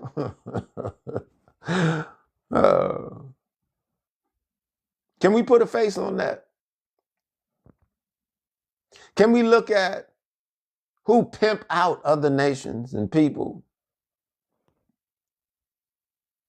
who offer things, to enrich, themselves, and who uses incantations and witchcraft and things of that nature, the stargazers and the astrologers, to manipulate nations, people, the world, time. Who does that? You don't know? But it's explaining to us that these people are here. And we have to, first of all, we have to identify. Stop lying to ourselves and just identify. Put a face on it. And separate ourselves from these behaviors, from these people. Remembering, we still got to live peaceably among all people on the planet. Thank you all for coming into the live. Jeremiah 50:6, he says, my people have been lost sheep because we're mixed in with the tares, with the corruption. We were born into the corruption. Our mothers trained us to be this way. That's what they gave her. That's what we took hold to. And this is why, in the scope of male, female, and Elohim, why the mother is important to knowing this law, this standard, these judgments, is because if she doesn't teach these things to the sons, to the men, we can't be the kings and the priests. We can't be the great that we need to be. Because our mothers have associated with wickedness throughout time, then this is where we are. But we can fix this. Let's just take responsibility. Let's take accountability. The past is the past. We now can use the law of the Lord, which is perfect, to convert our soul. Come back, not a matriarch, not a patriarch, but understanding male, female. This is the image of God. We are one. Know your role, know your duty, and let's run the earth in righteousness. Men don't do what women do. Women don't do what men do. Children are in their place as they are learned to become male or female in the image of God.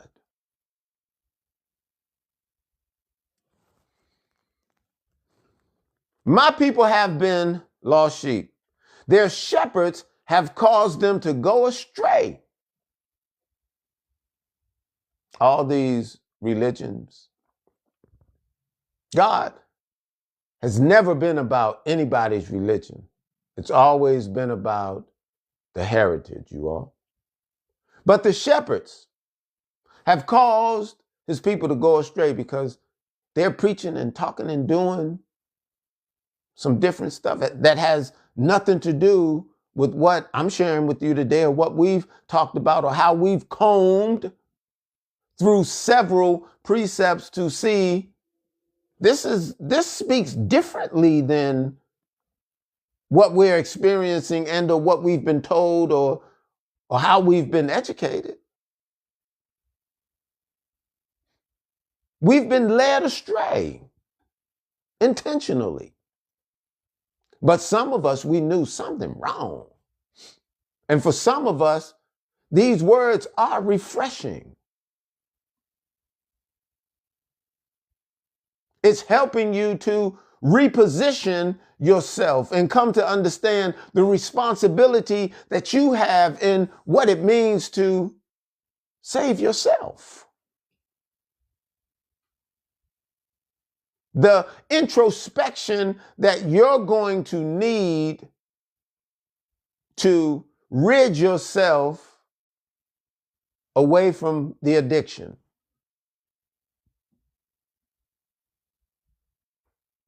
Identifying the substance that you're going to need to change your mind, your heart, your soul.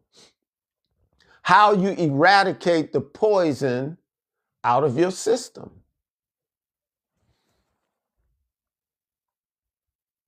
The shepherds caused the people to go astray.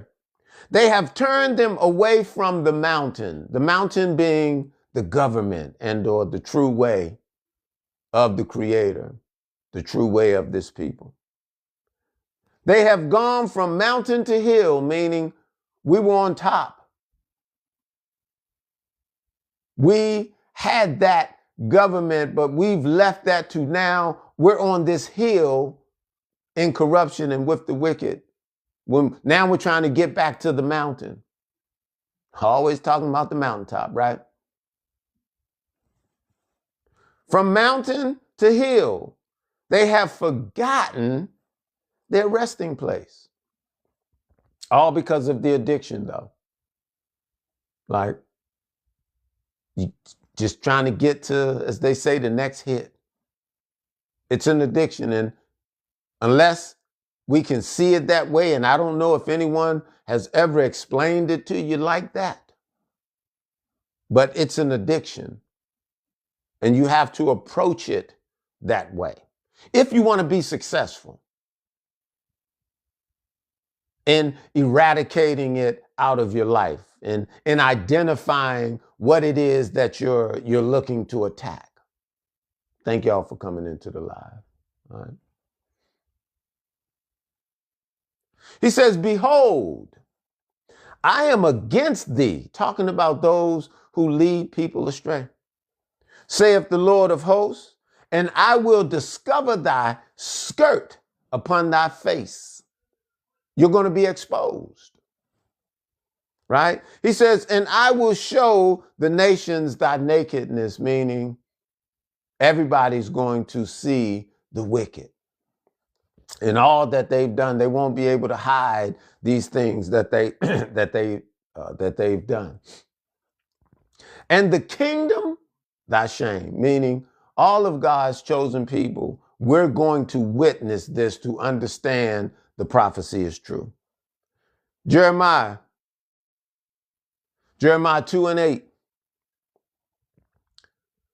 Jeremiah 2:8, it says, the priest said not, where's the Lord? See, they're in these churches today. They're not asking, where is God? They're teaching and preaching something totally different. And they that handle the law knew me not.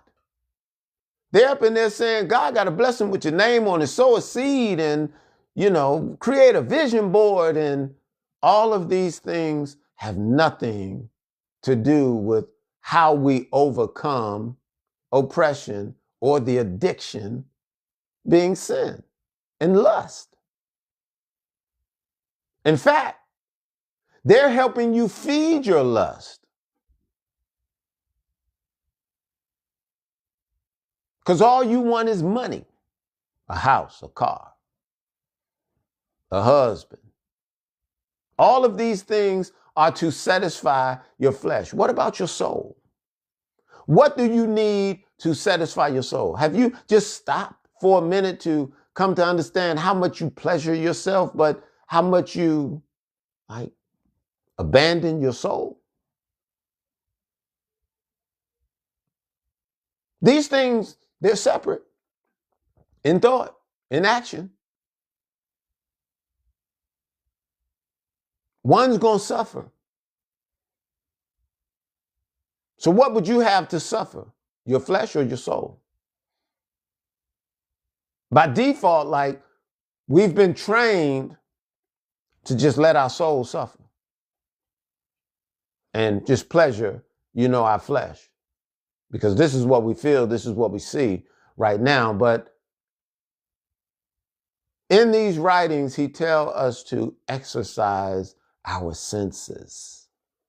That's another concept. To exercise our senses. And when we understand what it means to exercise our senses, then we start to move a little bit beyond the calling of the flesh. Anyway, he says, the pastors also transgressed against me. Yeah, your pastor, your bishop, your church, your religion, because God didn't give his people a religion. And the prophets prophesy by Baal. Juanita Bynums. And a number of these other people out here that you got to give them X amount of dollars before they can prophesy to you. Y'all know what I'm talking about. It's a game. It's a joke. And all they're doing within the addiction, they're feeding their lust.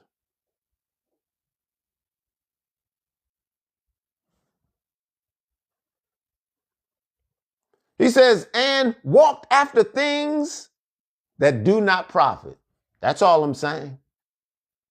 Church today is not giving you anything of substance.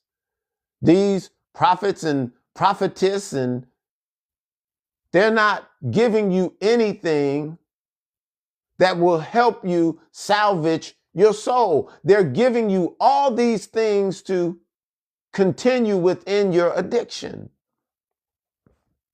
And it's not going to profit you anything based on your soul or being born again that you can receive the celestial flesh and look to understand what immortality is. Jeremiah 5:50 and 7. Jeremiah 50 and 7. All that found them have devoured them. Talking about God's chosen people. The wicked, they stand to devour God's people because they're like, if we can get rid of all of them, then this may prolong our time to continue destroying the earth, and we'll cut off our nose to spite our face type life, people, things that they do. And their adversary said, we offend not. Like, yeah, we're doing all this crazy stuff to y'all, but it's not an offense. This is what we're supposed to do. Because they have sinned against the Lord. So they're saying, listen, y'all, manifest destiny, because they're not doing what God said they're supposed to do. So, we're going to put the hammer down on them, and we're doing right. The habitation of justice, even the Lord, the hope of their fathers.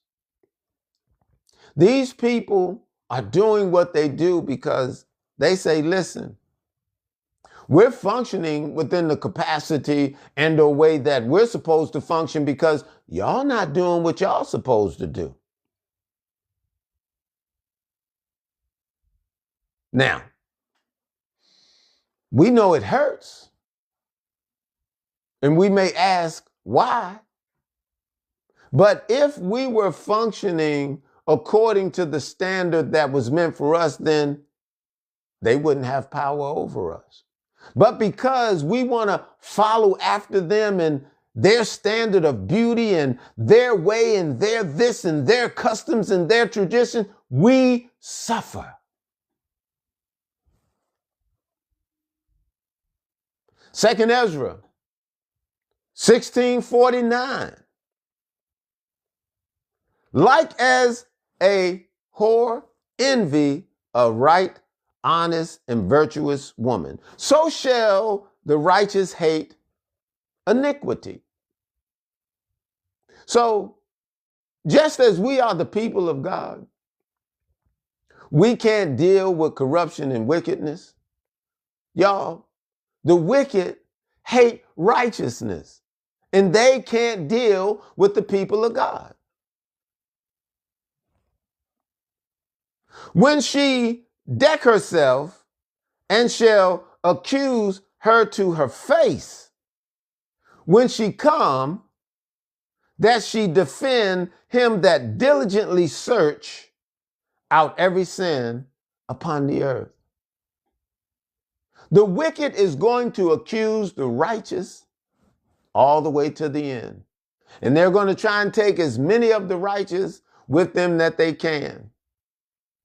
And when that time, for the revealing come, they're going to accuse the righteous and say, this is what they did.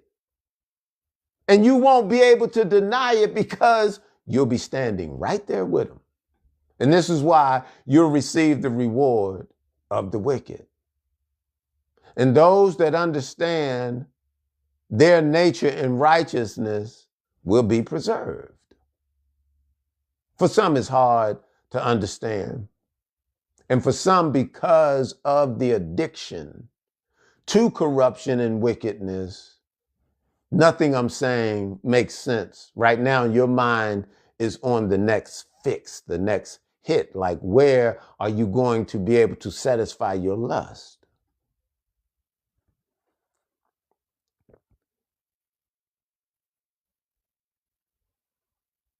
Jeremiah 50:11, you all. We're almost done. Because you were glad, because you rejoiced, O ye destroyers of mine heritage. See, they're not going to escape. They're rejoicing at the fact that they're destroying the heritage, not the religion, the heritage. Let's make certain we understand the difference. Because ye are grown fat as a heifer at grass, and bellows as bull, meaning right now, like I said, this is their heaven. This world of corruption and wickedness, this is their heaven. Jump down to 31. Jeremiah 50:31, he says, behold, I am against thee. See, they want you to think God is going to bless America, going to make it great again. He said, I'm against thee. All of these Christian nationalists and all this stuff they got going on. He said, I am against thee. They sitting up here talking about if you are in the black church, you need to come and get under a white preacher so that you can learn white Jesus even more and then go back and teach your black church. He said, I am against thee. O thou most proud, saith the Lord God of hosts, for thy day is come at the time that I will visit thee. And the most proud shall stumble and fall.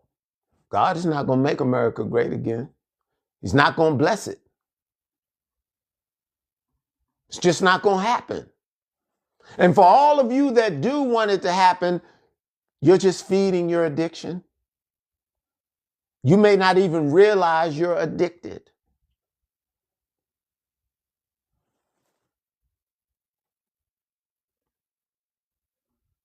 He says, and none shall raise him up, meaning once they fall, they won't be able to get back up. None are going to, they won't come back to power. Wickedness is done, over. He says, I will kindle a fire in his cities and shall devour all round about him. No one will be able to save him. The religion and the Jesus loving everybody is not coming to save him. It don't work that way.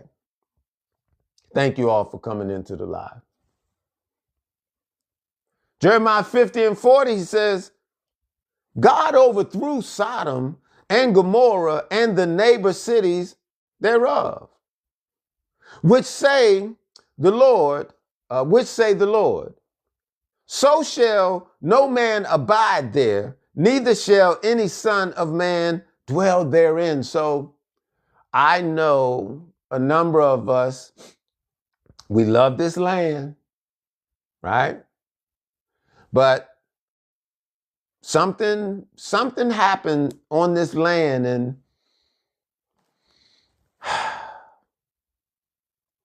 like Sodom and like Gomorrah, who will be able to dwell in this land? And there's so much of the earth that we don't know about, and you all don't understand what's available for you. I'm just going to say it like this. Let the Creator do what he do. Have not the attachment. And should this not be the place, be prepared to have another place, which for certain it will be bountiful. able to suit your need. But don't be so stuck on thinking that this is it. Because this place right here, it's going to go through a tumultuous, devastating situation. It's going to be serious. And after that, it may not be inhabitable. So just keep your mind open, okay? And furthermore, if you're focused on righteousness and having this world, to be governed in that manner, then whichever land we're on and how we're ruling the earth, that's the place to be. I'm going to move forward. Jeremiah 50:17. He says, Israel is a scattered sheep. Now I want you to understand something about terminology, Israel. This is talking about a people. This ain't got nothing to do with them folk that's over there right now, the small hats trying to, act as if they are what they're not. But God's chosen people are scattered. He says, the lion have driven him away. Remember, he said we would be chased out this way and that way, and we would be pushed into all the kingdoms of the world. He said, first the king of Assyria have devoured him, and last Nebuchadnezzar, king of Babylon, have broken his bones. Some of you will say, oh, that's old talk. Assyria and Babylon and Nebuchadnezzar, that's old. From the standpoint of the allegory, it's expressing what has happened to our lineage, to our heritage. And as we have been in the diaspora, as you all like to call it, we're broken. We're lost. We don't have the power that we internally know that we should have. But it's the indication to show that this is what has happened to us. Let's put some context to why we feel lost.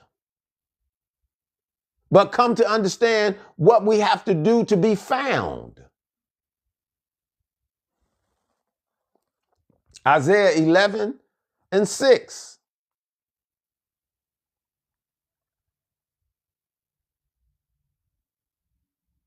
All right, Isaiah 11:6. And I said, we're coming to the end. He says, the wolf, y'all pay attention. The wolf also shall dwell with the lamb. So this is what's happening. Again, allegory. And I know your pastors and the church can't explain these things to you. But the wolf and the lamb, the wolf shall dwell with the lamb.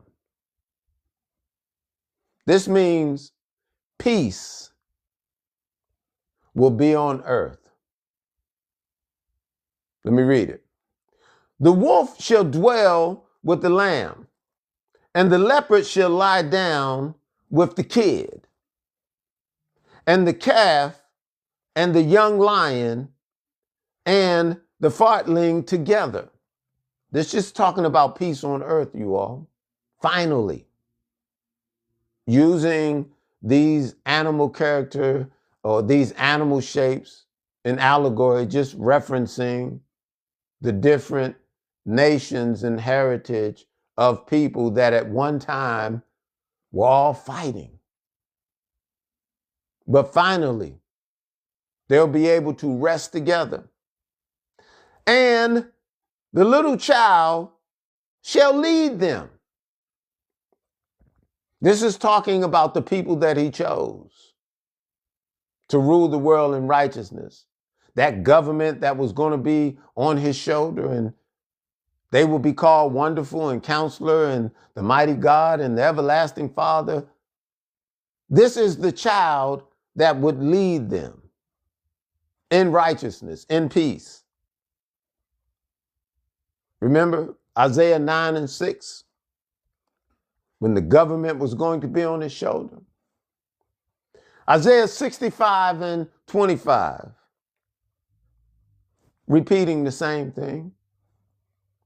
The wolf and the lamb shall feed together, and the lion shall eat straw like the bullock.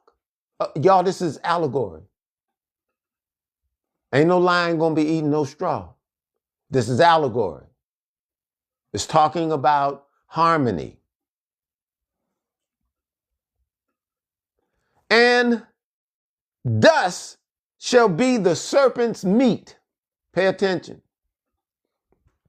The dust is going to be the serpent's meat because the wicked is going to be cast off. They will have no position and no place in the world of righteousness.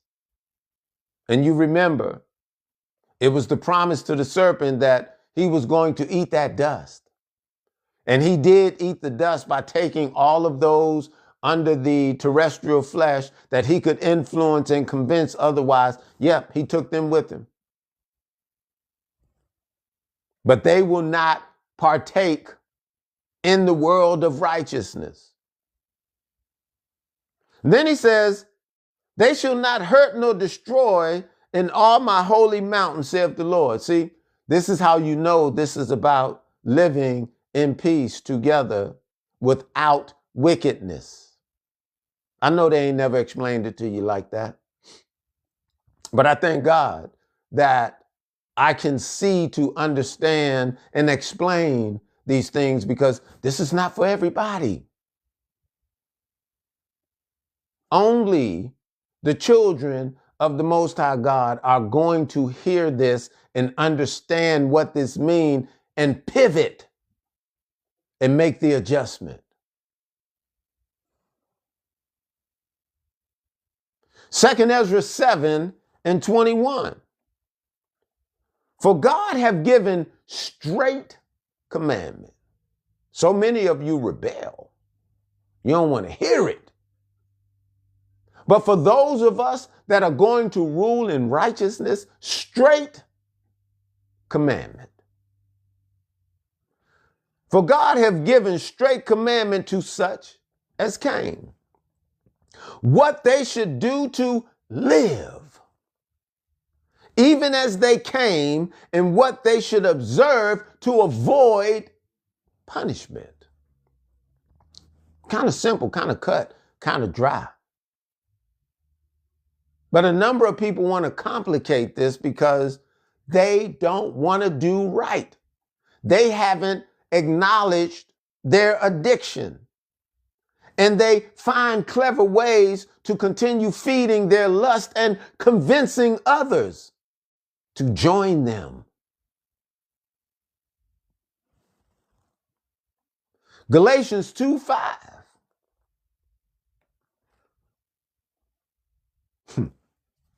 Galatians 2:5. To whom we gave place by subjection. No, not for an hour.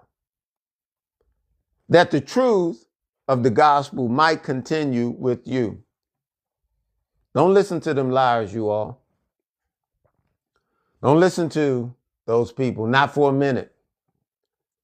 If they're not trying to get you to understand straight commandment, straight principle, straight standard. Oh, they just want to speak so philosophical. Oh, it's the law of the universe and the 42 laws of success and the laws of power. And y'all, they've been pulling these tricks on us forever. But they know these things will feed your addiction. And it's easy for you to say, okay, one more time.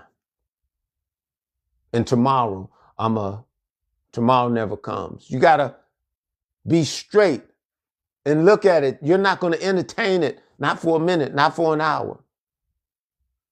You have to know how to identify it.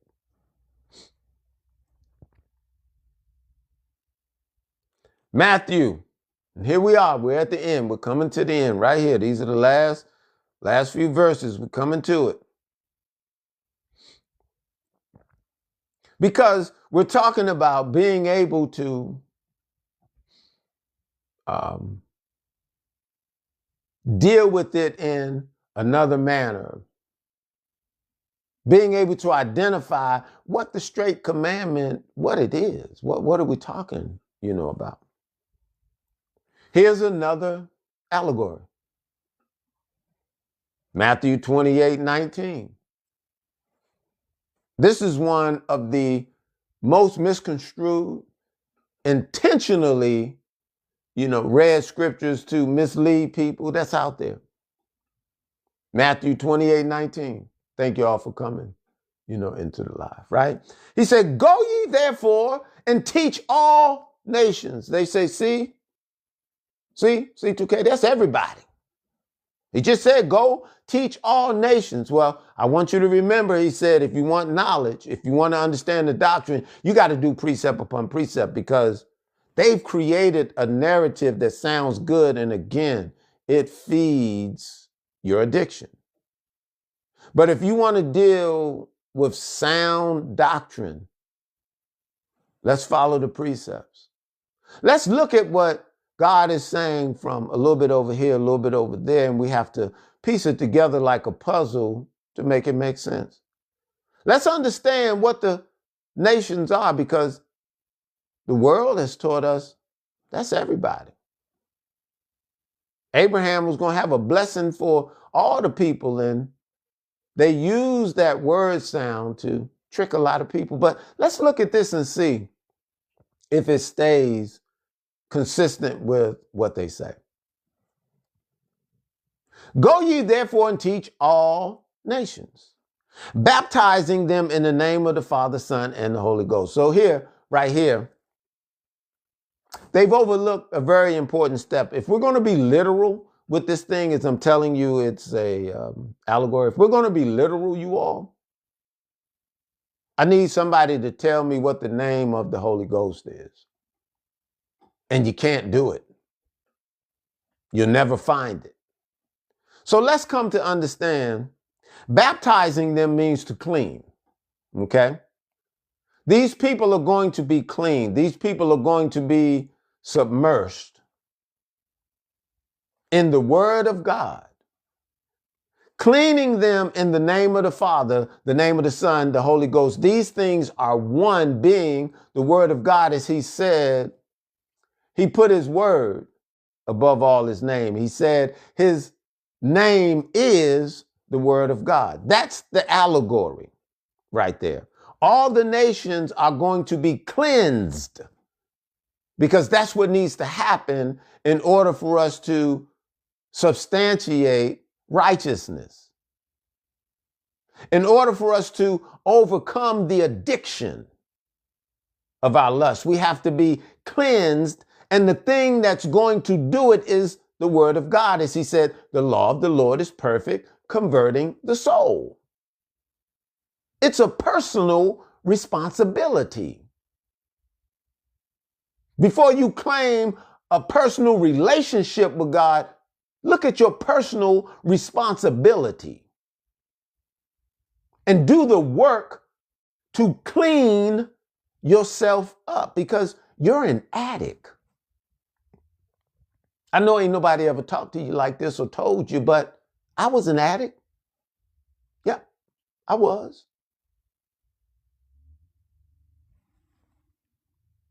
Genesis 35:10, because we need to understand who the all nation is based on what's written, because they say that's everybody. Look, Genesis 35:10, and this is how you explain it. If you miss it, I'll post it up on the YouTube channel. 35:10, Genesis. And God said unto him, thy name is Jacob. Thy name shall not be called any more Jacob, but Israel shall be thy name. Y'all pay attention. And he called his name Israel. And God said unto him, I am God Almighty. Be fruitful and multiply. A nation. Here, this is where we get into teach all nations. He says, a nation and a company of nations shall be of thee, and kings shall come out of thy loins. So in Matthew 28, when he said, go ye and teach all nations, he wasn't talking about everybody. He was talking about the company of nations that would come from this heritage. I know they ain't never showed it to you like this because they lied to you and made it sound fly to you. But let's keep going. I ain't done just yet, because for some, you need to see another. Look at Genesis 17 and 16 to understand the all nations is tied to one heritage that's a company of nations which we never left and or have not stopped talking about God's chosen people. They want to be God's chosen people so bad, you all, but they're not. Everybody can't be it.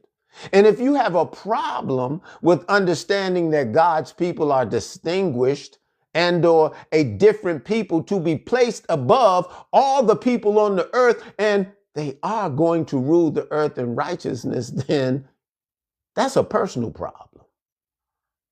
And it's not going to benefit you anything, because the truth, whether you believe it or not, doesn't make it not the truth. Doesn't mean it's not going to happen. But he said the truth will make you free, and you don't even realize, as you read further down in that, he tells you that truth is the law, and that's the thing that you hate. As I'm trying to give it to you right now that you can understand what it is, but you don't want the truth because you're an addict. You're addicted to lies. You're addicted to lust. And for some of you, you ain't even know it.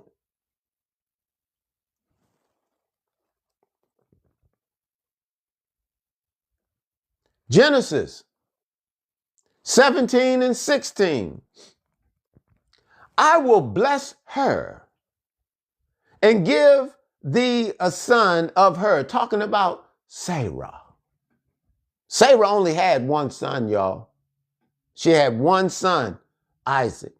And we're going to see how this one son is dealing with nations through Sarah.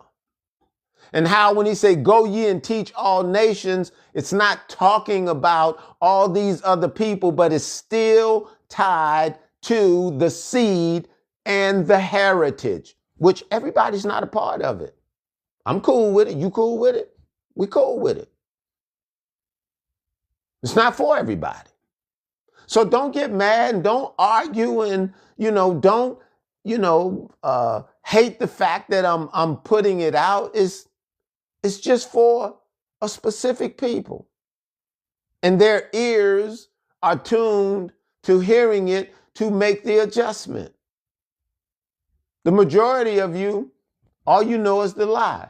So you're going to fight to keep the lie alive.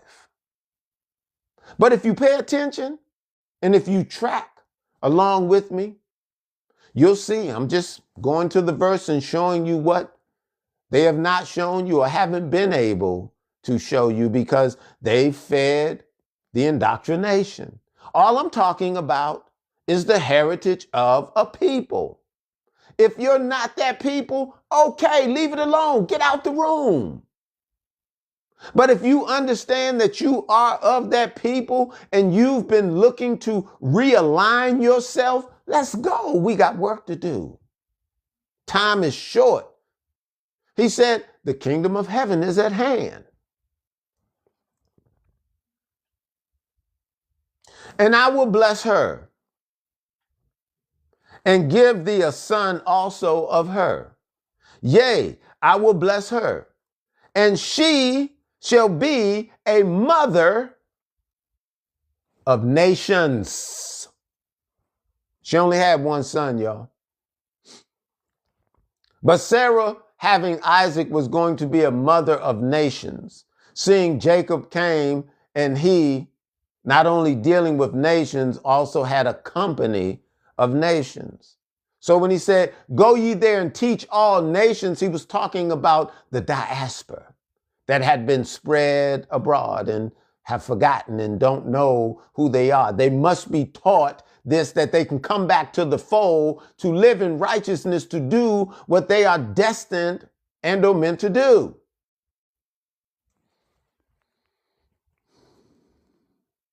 He says, and she shall be a mother of nations.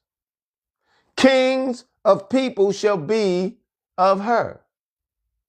That was just reiterated in Genesis 35:11, when he said, kings shall come out of thy loin. So this is how the precept ties together.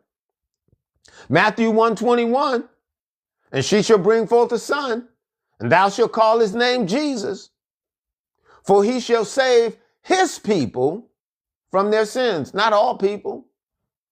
His people, understanding who the nation and company of nations are that were going to be scattered, the diaspora, you all. But look, because again, when you say Jesus, some people, they trip up. It's a stumbling block. His name shall be called the one who saves. But the one who saves is based on the example that he set. Don't forget that part. Why you want to say, oh, you said Jesus and his name ain't Jesus. Man, to hell with that. Are you following the example to not sin no more?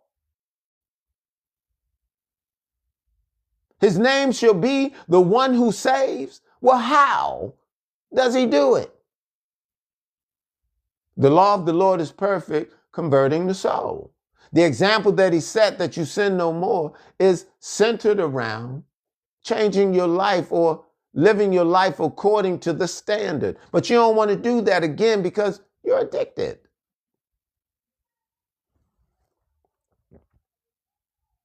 Matthew 15:24.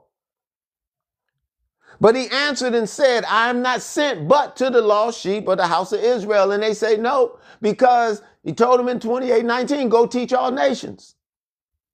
But they don't understand the all nations are still tied to the lost sheep, because they would be a nation and a company of nations, and Sarah would be a mother of nations, all coming from Isaac.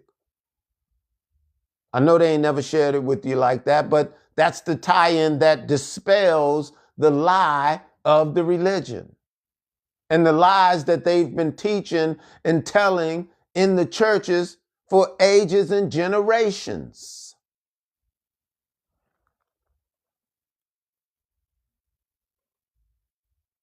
Matthew 28:20, he says, teaching them to observe all things whatsoever I commanded. So this nation and company of nations, this lost sheep, we have to come back to the teaching, the things that we have to observe and do, that we can be put above all nations on the earth. Look, the point of righteousness is in the hand, mind, in the body of a particular people set by God, the Creator. Some of y'all mad about that. But look at who he put over top of the world in wickedness. And some of y'all trying to be just as happy as you can about your oppression. Again, that's all a part of the addiction. and just trying to, live with it just one more day outside of trying to be over it. But he says, teach them to observe all things whatsoever I have commanded you. And lo, I am with you always, even until the end of the world. Like somebody posted, God is a spirit. Y'all sometimes don't know. Y'all just be trying to repeat things. I know for a number of you, a lot of what I've said today, a number of you, you can tell I'm not repeating something I heard. Organically, I'm speaking to you based on what's written, deciphering things that have been locked for years and misled within the religion. He says, lo, I am with you always. So what's going to be with us always? Y'all think somebody going to be there? Y'all think Jesus going to be there holding our hand? Y'all think God going to be there holding our hand always? That's what y'all think. That's the way they put it in your mind. You got to remember, y'all, they created our monsters. They gave us our aliens. And they created our God. All in our head. They put all these things in our head. What the monsters look like, what the aliens look like, and what God looked like. It's all a part of the addiction. But when he says, I am with you always, he's talking about the spirit of his word, the law. That's the thing that's going to be here always. And as long as we're associated with it, we're with God. We are God.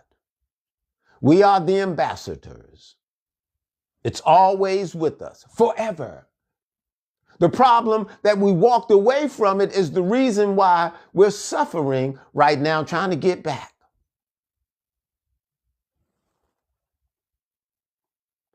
Psalms 9 and 19 and 7. As you've heard me say it so many times throughout this expression, but the law of the Lord is perfect, converting the soul. The testimony of the Lord is sure, making wise the simple. I was simple. I know I'm wise now because I understand this. And if I don't understand nothing else in the world, this has more value to me than any other understanding that I've ever had. But now, from being simple, I can understand myself to be wise. He says, the statutes of the Lord are right. Going back to, he said, what problem have your fathers found with me? So which of you will be able to look in these writings and come to say there's something wrong with the statutes that I'm trying to tell people to use as a part of eradicating their addiction?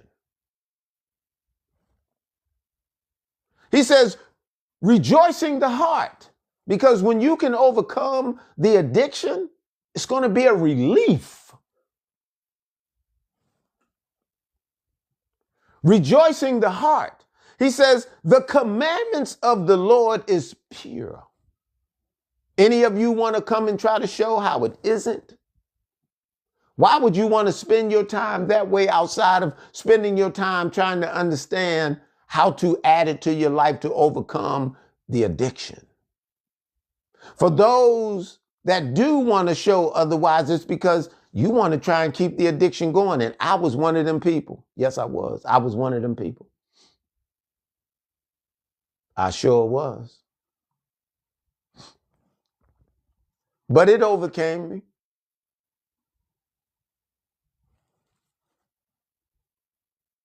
He says, enlightening the eyes. The commandments of the Lord is pure, enlightening the eyes.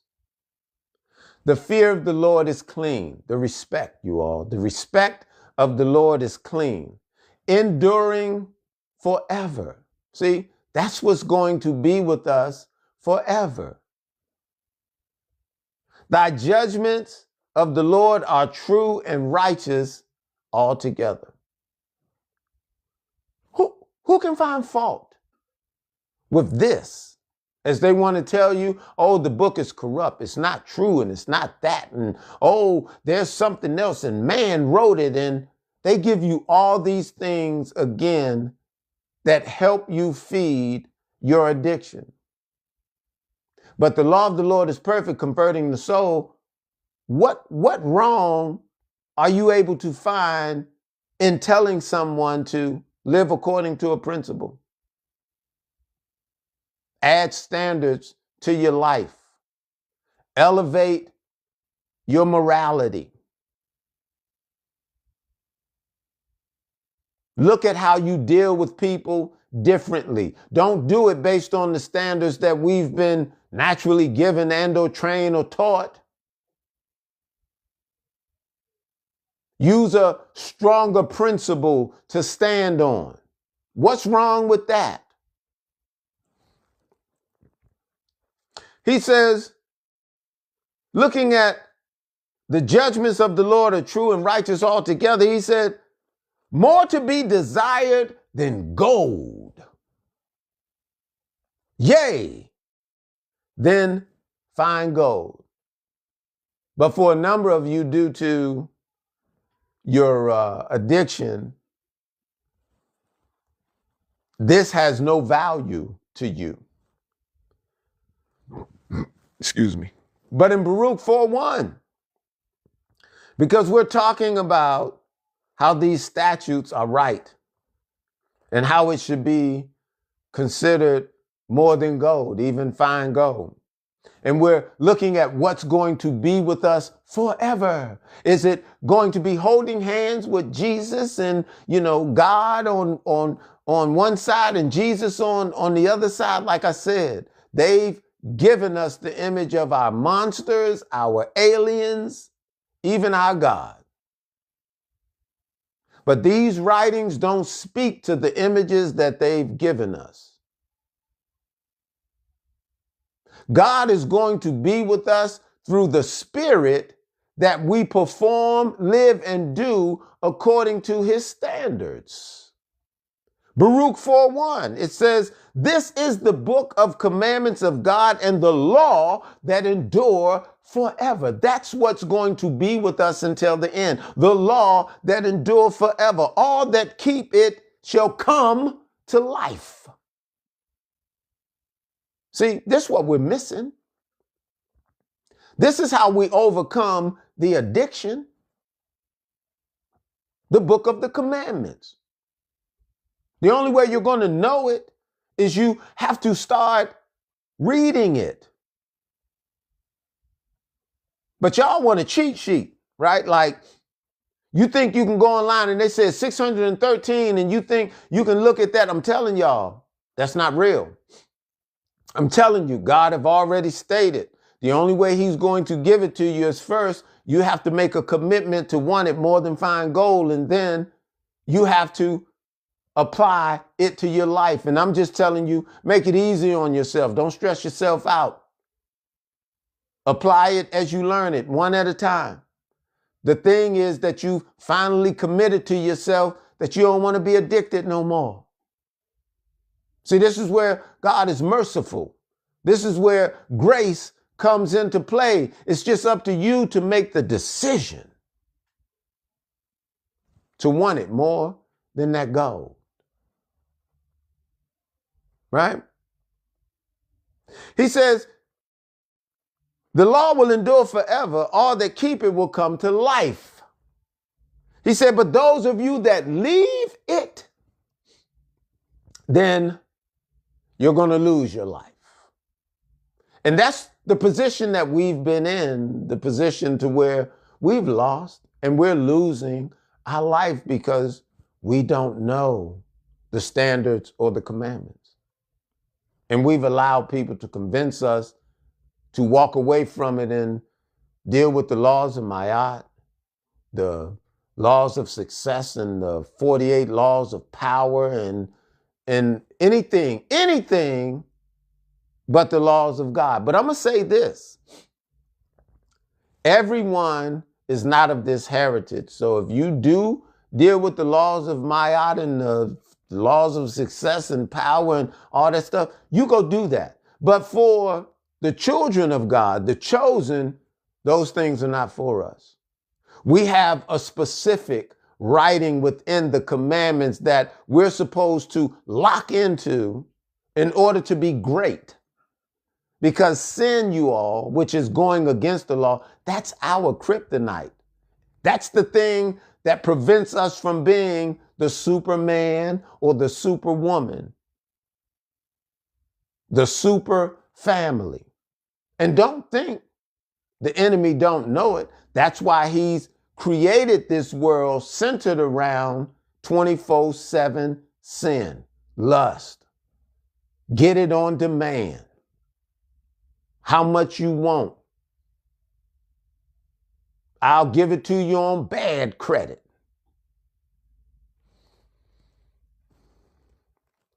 All right, now, look at this. Matthew 26 and 26. Coming down to the end. Matthew 26 and 26, you all. Now, I'm going to post this up on the YouTube channel. You have to go to the Kingdom of Israel, then you'll put in I Am a Christian Prophecy 2026. I say use that title because if you just put in Kingdom of Israel, different things will pop up. But if you want to find the site, you put in the Kingdom of Israel, I Am a Christian Prophecy 2026. That's a part, of the Prophecy 2026 series that I've done. That video, I Am a Christian, explaining the different things that Christians have done, which is, truly different than, what's written. But that's how you find it. That's one way. Once you get there, then you can look at all the other videos. This video will be posted there. You can see the rest of the series around the Prophecy 2026, that's there as well. Okay. Matthew 26 and 26. And as they were eating, Jesus took bread and blessed it and brake it and gave it to the disciples and said, "Take, eat. This is my body." Ooh. He said, "Take, eat. This is my body." Ah. So they jump in and they say, "See, that's cannibalism and, that's satanic." And you all, this again, it's not about eating his flesh and drinking his blood. That's not what it's about. This was centered to be a symbolic gesture of oneness, right? And we must understand this is like different and distinct from actually eating flesh and like drinking blood. Although some did do that during that time, and that's what they associate that with when he made that move, but the symbolism behind it was about oneness, right? He said, but I should have you to know it was also seen as Thanksgiving. That's what that was all thought to be about, oneness and Thanksgiving. So let me give it to you again. And as they were eating, Jesus took bread and blessed it and brake it and gave it to the disciples and said, "Take, eat. This is my body." He says, and he took the cup and gave thanks and gave it to them, saying, drink ye of it. For this is my blood. It's all symbolic. This is my blood of the New Testament, which is shed for many. Who's the many, you all?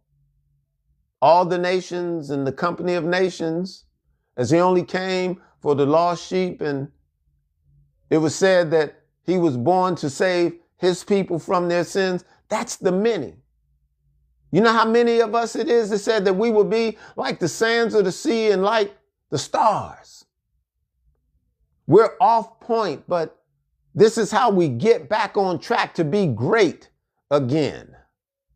Through the example that was set. The example. We always want to overlook that part. It's about an example that was set, that we have to do that example. Right?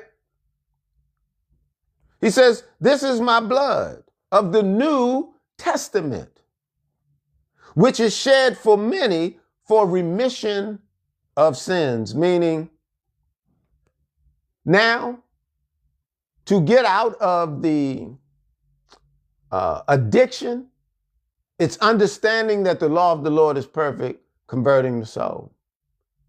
That to be baptized, right, is to be cleansed through the word. Understanding that applying this to our life on a daily basis, it brings us closer to who we are as the children of God, that we can stand in righteousness. It's the New Testament. Some folks have a hard time understanding that. But you got to remember, like going from the Old Testament to the New Testament, then there's another wave where we won't even talk about what happened in Egypt and the Ark of the Covenant. You all, these are all progressions throughout the prophecy and for the heritage that must take place. It's just, we've never read it and they've never taught it that way. And now is the time that the Lord wants these words to be out so that the generations can hear it and make the adjustment. Make the adjustment. Look at what he said, Jeremiah 23 and 6. He said, in his day, Judah shall be saved, and Israel shall dwell safely. Y'all, it's not calling that Jesus is going to come and save the whole world. The whole world is the chosen people, because the chosen people will then be the stewards of the world in righteousness over the other nations. They're the ones that need to be saved because they're the ones that are oppressed right now. They're the ones that can't get to the rightful seat because the wicked have such a strong hold on it. They're the ones that need to be saved. Saved and put in their rightful place so that the world can be salvaged. Right? In his day, Judah shall be saved and Israel shall dwell safely. And this is his name whereby he shall be called, the Lord our righteous. Understanding, we'll be dealing with nothing but righteousness. Therefore, behold, the day comes, saith the Lord, that they shall no more say, the Lord liveth, which brought the children of Israel out of the land of Egypt. Like, we'll no longer deal with the Old Testament as he expressed through, the offering of the bread and offering of the cup, that this is the introduction to the New Testament, that we can find remission for our sins, being cleansed through the washing of the water of the word, don't have to deal with the blood of bulls and goats and sacrificing and all those things and things that you couldn't be forgiven for at one time. We now have grace and or way to be forgiven for those things. It's a progression. So the progression is coming to where there'll be no more talk about the Ark of the Covenant and what happened in Egypt and all those things. Look at what he's saying. He says, the day come, saith the Lord, they will no more say, the Lord lived which brought the children of Israel out of the land of Egypt. But the Lord live which brought up, the Lord liveth which brought up and which led the seed. See, God says it's the seed. That nation and company of nations. The religions say it's everybody. Who you gonna believe? For some of you, it's hard because again, that evil or the grain of that evil seed is hooked in so tight for some of us, we can't hear the truth. Furthermore, it's not meant for you to hear because you're not of the seed. But this is for those that are of the seed that have been scattered, but are coming back to their greatness. Right? It says, and which led the seed of the house of Israel out of the north country and from all the countries. This is what we're talking about. Whether I had driven them, and they shall dwell in their own land. And that's what we're looking for. To rule the world in righteousness and to dwell in our own land. And for a number of you, you'll say, I'm already in my own land. I ain't gonna argue with you, man. Woman, son, daughter. I ain't gonna argue with you. But as the prophecy unfolds, and as the majesty of the Creator roll out, you either gonna roll with it or you gonna get rolled over. But we're not gonna talk about those things of the past. And we're now dealing with New Testament, New Covenant. The progression, being able to move into that kingdom of heaven. You know, it ain't all happen all at once. It's a progression.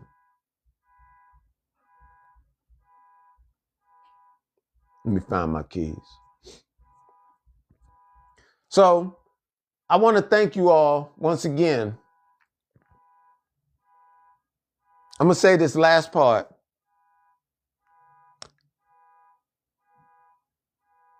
He led the seed, the house of Israel, out of the north country and from all the countries whether I had driven them. Talking about the diaspora, you all. And they shall dwell in their own land. The mother, the father, the son, the daughter. This is the Elohim. This is who is going to rule the earth. Not the patriarch, not the matriarch. But the mother, the father, the male, the female, they're not two. They're one. And that's what hasn't been expressed and discussed. They keep trying to divide us.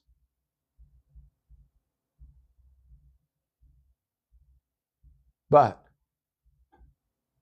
we're going to dwell in our own land, and that's where the government of God will be established, and that's where the New World Order will. That's where, and I use that terminology because that's like something we're familiar with, but the New World Order. The New World Order is righteousness, you all. See, they're trying to make you feel as if they have some New World Order, but what's going from wickedness to wickedness? How is that a New World Order? A New World Order for real, you all? A New World Order would be moving from wickedness to righteousness. And that's what we're doing. So I want to thank you all once again for taking the time on this Saturday, this Sabbath. And God willing, I'll be back. I'll be back on the next Sabbath. Hopefully you all learned something. It was edifying. You're able to follow along.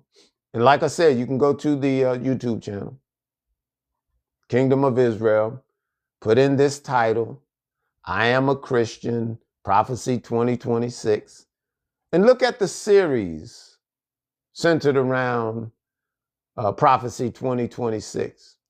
And once this video finished rendering, I'll upload it there. And anything you missed, you can go back and you can get it. But male, female, you all, this is God. Although it's in this book, it's spoken from the standpoint of a masculine form. He created them male and female, not patriarch and matriarch. The mother's role is to raise that son, man, to be a king, to be a God. And if she don't use the specific instructions that God gave, then we fail.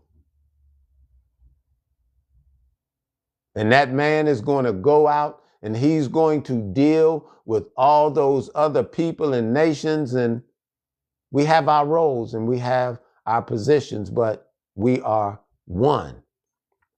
And mother, daughter, if you can't understand the importance of being able to raise us to the position that we need to be, that we can go and fulfill this need,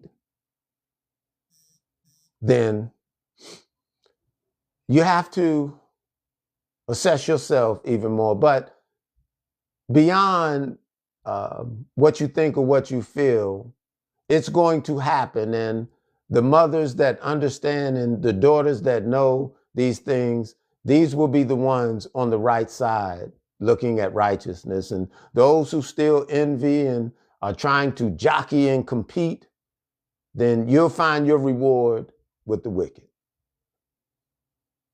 Right?